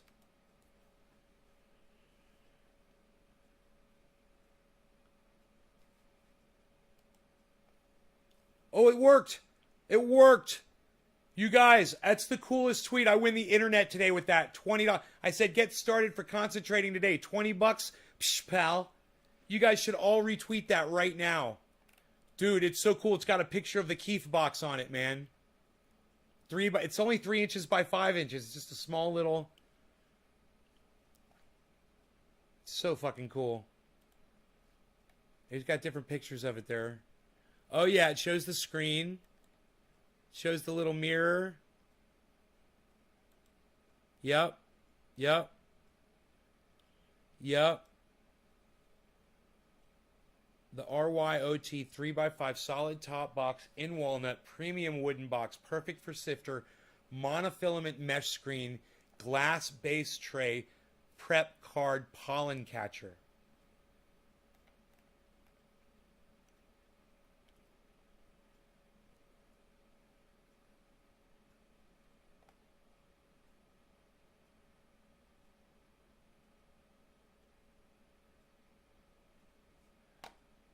Dude. It's magnetic, man. It's got magnetic things so it stays shut.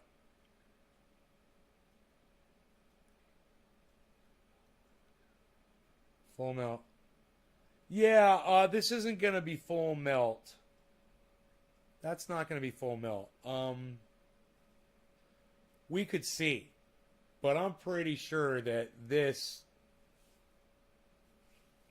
Bro, full melt is just the trichome heads, not the stalks. This is the heads, the stalks, and probably a whole bunch of fucking garbage. I've got a microscope. I can look. I'll tell you how much garbage is in here, okay?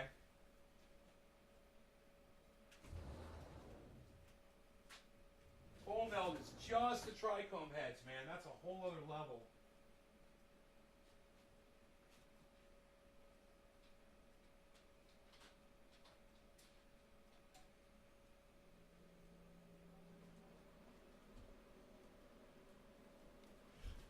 Okay, I'll tell you what I see.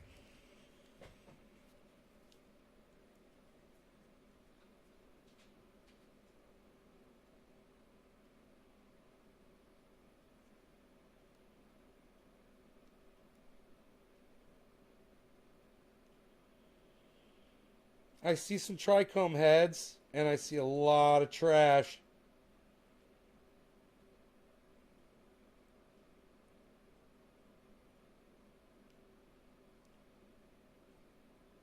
I see a lot of trichome heads.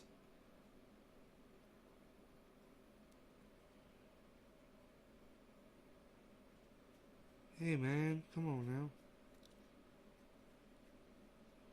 now. Oops.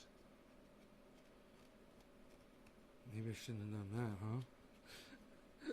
That took a lot off of there. Holy shit. I see a lot of fucking trichome heads, but there's a lot of trash. You look at full melt, it looks like caviar. Just the eggs. That's all you see. Full melt under a microscope is going to be just trichome heads. This will never be fucking full melt. This is fucking garbage. If Bubble Man saw this, he'd fucking laugh. He'd fucking blow it off the goddamn tray. And be like, fucking go learn how to concentrate, son. Watch some of my videos. That's what Bubble Man would say. But, let's pack that bowl, son. Now, this has got ash on top. You know, if you want to just do the keef without bud on top, that's the way to do it. Just smoke with on top of ash, which would work just fine. So, let's go ahead and do that. Let me make sure this is strong enough to hold and not go through the hole. It should be fine. So, yeah, we're going to use the ash. Okay? Very common method here. See, I just take the bowl down here. And that's like, it hashed up, guys. It all stuck together. Like a big chunk. Okay, now, I want to show you what this bowl looks like.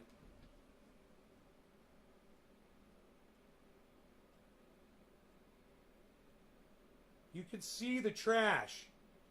All the shagginess in there, that's trash. But, you know, it's Keith. If you look at it with the naked eye, it looks like sand.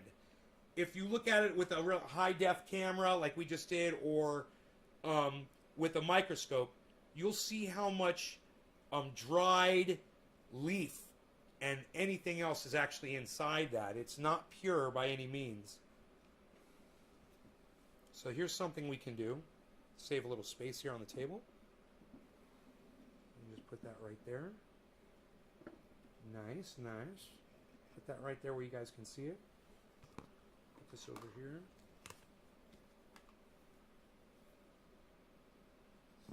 Okay, now I'm not smoking everything on the mirror at once. No. But I did put a nice little chunk on here, so let me find my lighter.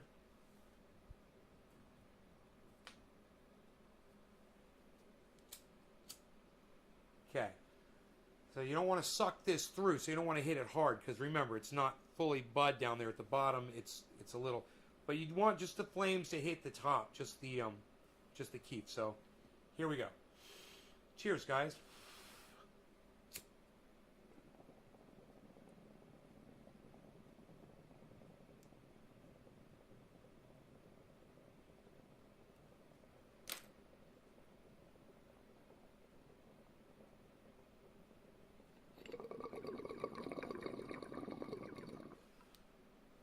Oh, wow.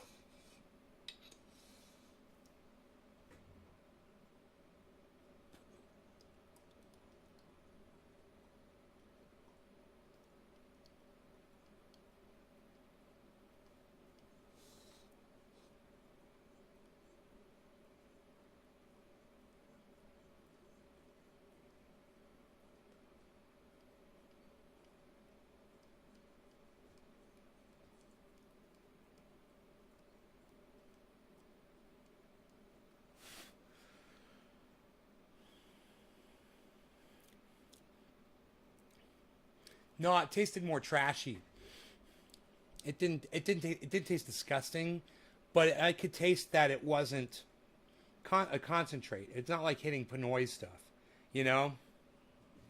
It's Keith is not the tastiest thing, and if you want it to be tasty, then you would go more to a finer screen that would give you less trash and more trichome heads. You won't get as much yield.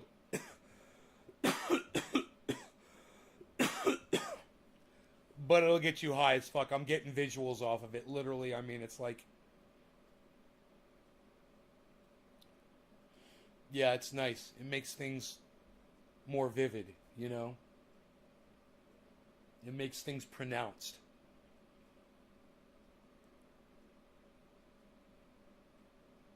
As part...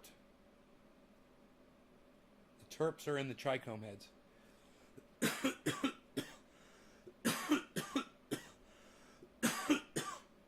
This stuff that Pinoy makes, that's trichome heads. You know? That's all that shit is.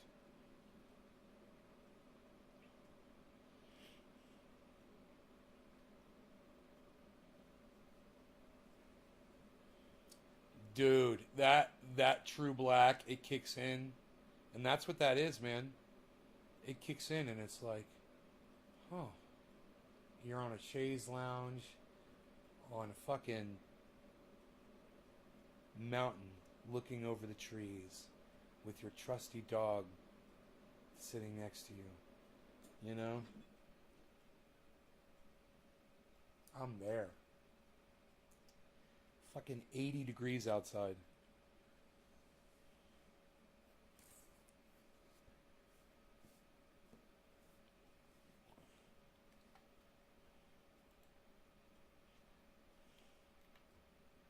Hey, man, it's got 3 likes, 3 quote tweets. You guys are great. Thank you guys so much for that. I love you guys. Thank you, thank you, thank you, thank you, thank you.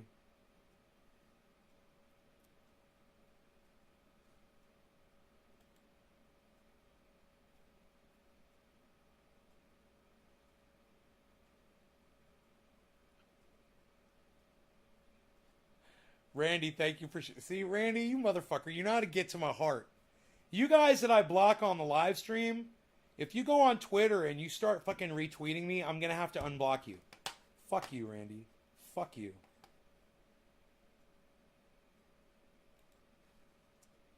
Now I got to unblock all of Randy's fucking channels.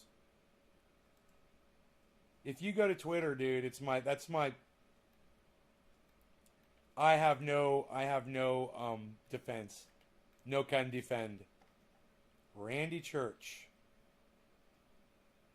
Redneck.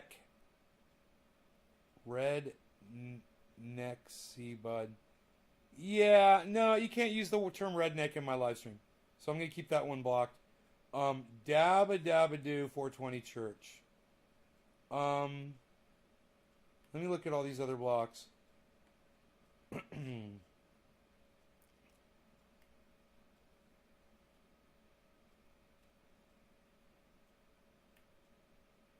Trendy Philip Palazzolo unblocked.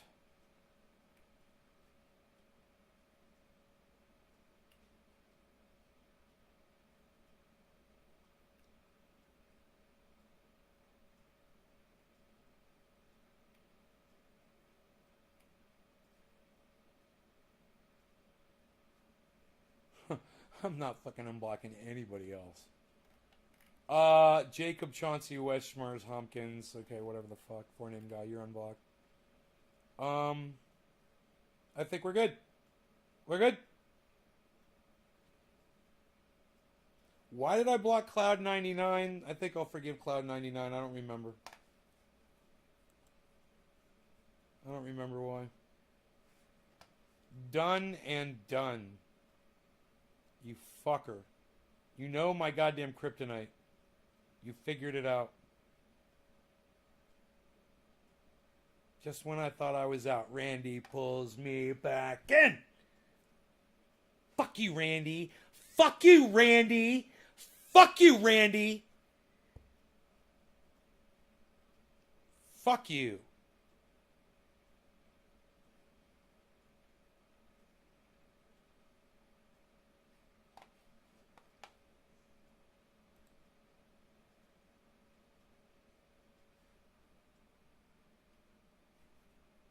Flat out.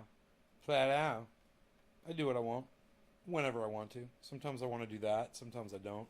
Sometimes I just do stuff because I do it. I like to do stuff sometimes. Doing stuff. Like right now.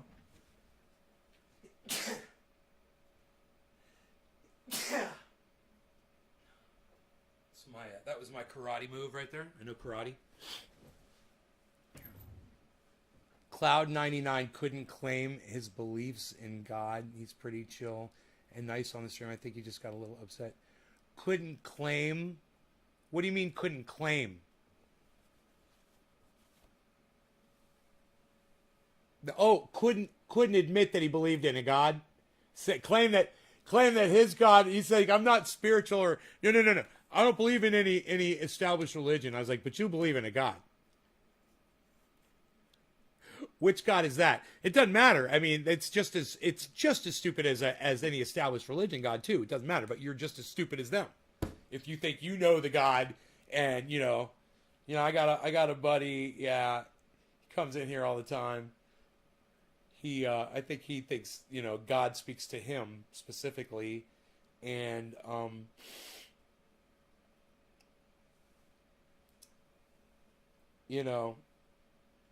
he's a special kind of a crazy, He's a special kind of crazy.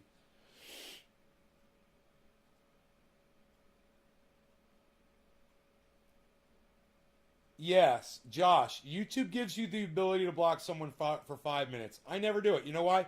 Because if you go on Twitter and you start retweeting me and you want to be let back on the live stream, which is fine, and you start retweeting me, I will have the say of when you can speak. I'm not going to block you for 5 minutes. Fuck you. Not you personally, bro. I mean, when I'm blocking somebody. If I block you at all, there was a good reason for it. You were lying about something, or you were disrespecting yourself or other people. It's not a vast, list of things, man. You know, you're disrespecting cannabis, you're disrespecting me, you're disrespecting my audience, you're disrespecting yourself. That's it. Which was it? You know? Because everything that you do on this live stream can be boiled down to one of those 4 fucking categories. Cannabis, me, the audience, yourself. It can all be boiled down to one of those. You've disrespected something, and I won't have it on here. You know? If you're a racist, you're disrespecting yourself. Give yourself a chance, man. Don't exclude yourself. You're being exclusive. Don't exclude yourself from the rest of humanity. You're outnumbered, man. There's way more of us than there are of you. Join us, man. Well, I hope one day you will join us and the world will be as one. That could be you. Imagine you're not a douchebag, hating people that are different than you. Doesn't that sound great? Join us, man. Nothing to kill or die for. Just a dab or two. I like this song. Imagine all the gardeners getting really high. You might say that I'm a trendy, but I'm not the only one who still considers themselves trendies out there. Let me hear from you. Give me some fists in the audience. I hope one day you will join us. And the world will dab as one. Dab as one. Look at fucking ORF out there fucking retweeting the shit. What? There you go. That's what I'm talking about. Stupid old man. He finally fucking gets it. There you go. Nick Brown, yeah. You. Nick Brown, you. You guys better hope I don't log into all my accounts. I'll start fucking liking and retweeting all your shit.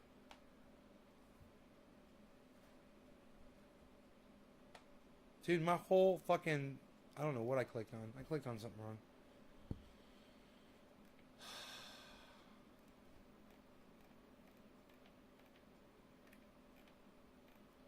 Dude, a miserable liberal lets me know what's going on with Jimmy Dore. I mean, it's cool. They got the box. They got the box. Jimmy Dore and Steph. They got the box. I thought Steph might be mad at me. I thought she might be, because she said something to me on the messaging and I didn't understand it. And I thought to myself, I hope she's not mad at me. I was like, well, she is. I'll never hear from her again, I'm sure, right? I heard back from her. She's not mad at me. I asked for an update. It's okay if she doesn't give it to me, but I asked her for an update on the unboxing. I was like, can I get an update on the unboxing, please?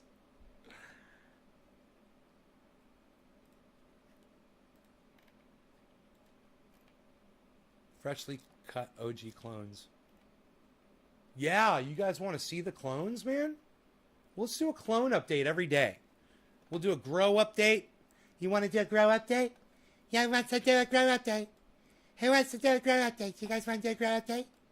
Who wants to do a grow update? Dude, those Keith boxes were $20 each. You know? I would love to buy like 50 of them and give them out as gifts. And just get... You know what I did when I went to the Cannabis Cup in Amsterdam? I called myself the King of Keith.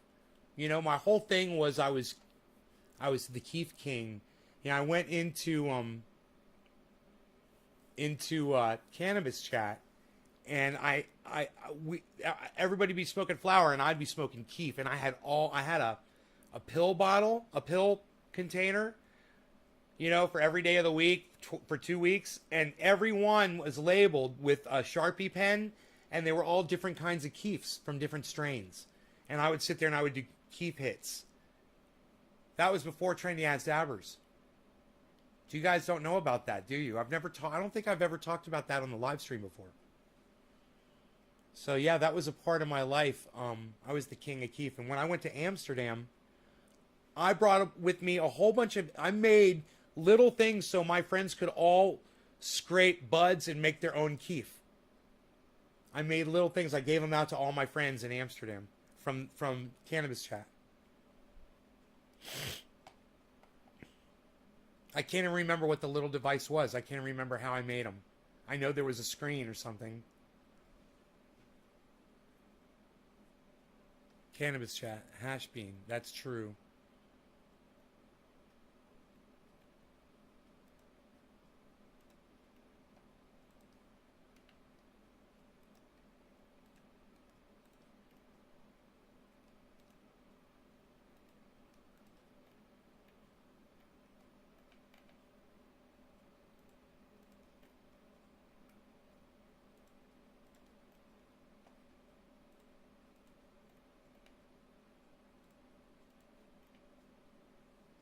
You guys are great, man. I'm retweeting all your tweets.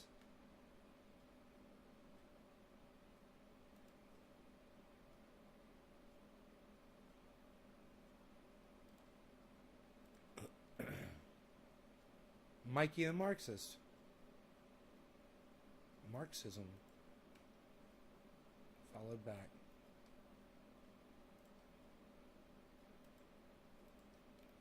Dude, I can't keep up with all this. You're tweeting me so much and retweeting me. Oh my god, this is great.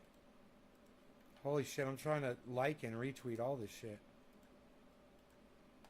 Nobody else retweets any of your stuff or likes any of your stuff, guys. None of you. It's horrible. All of you guys should all follow each other on Twitter, right? And you guys should all be retweeting and liking each other's tweets. You guys should consider that. You guys should be easy to find through my channel.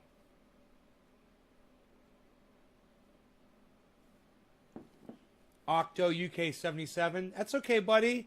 Are you my one guy on Twitch? It's cool. You can hold Twitch down, brother.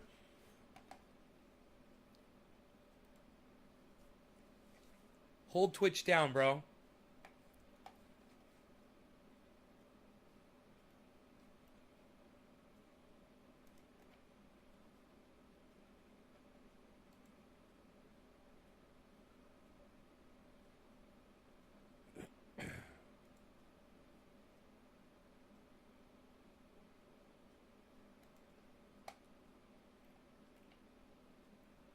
Bob Reed.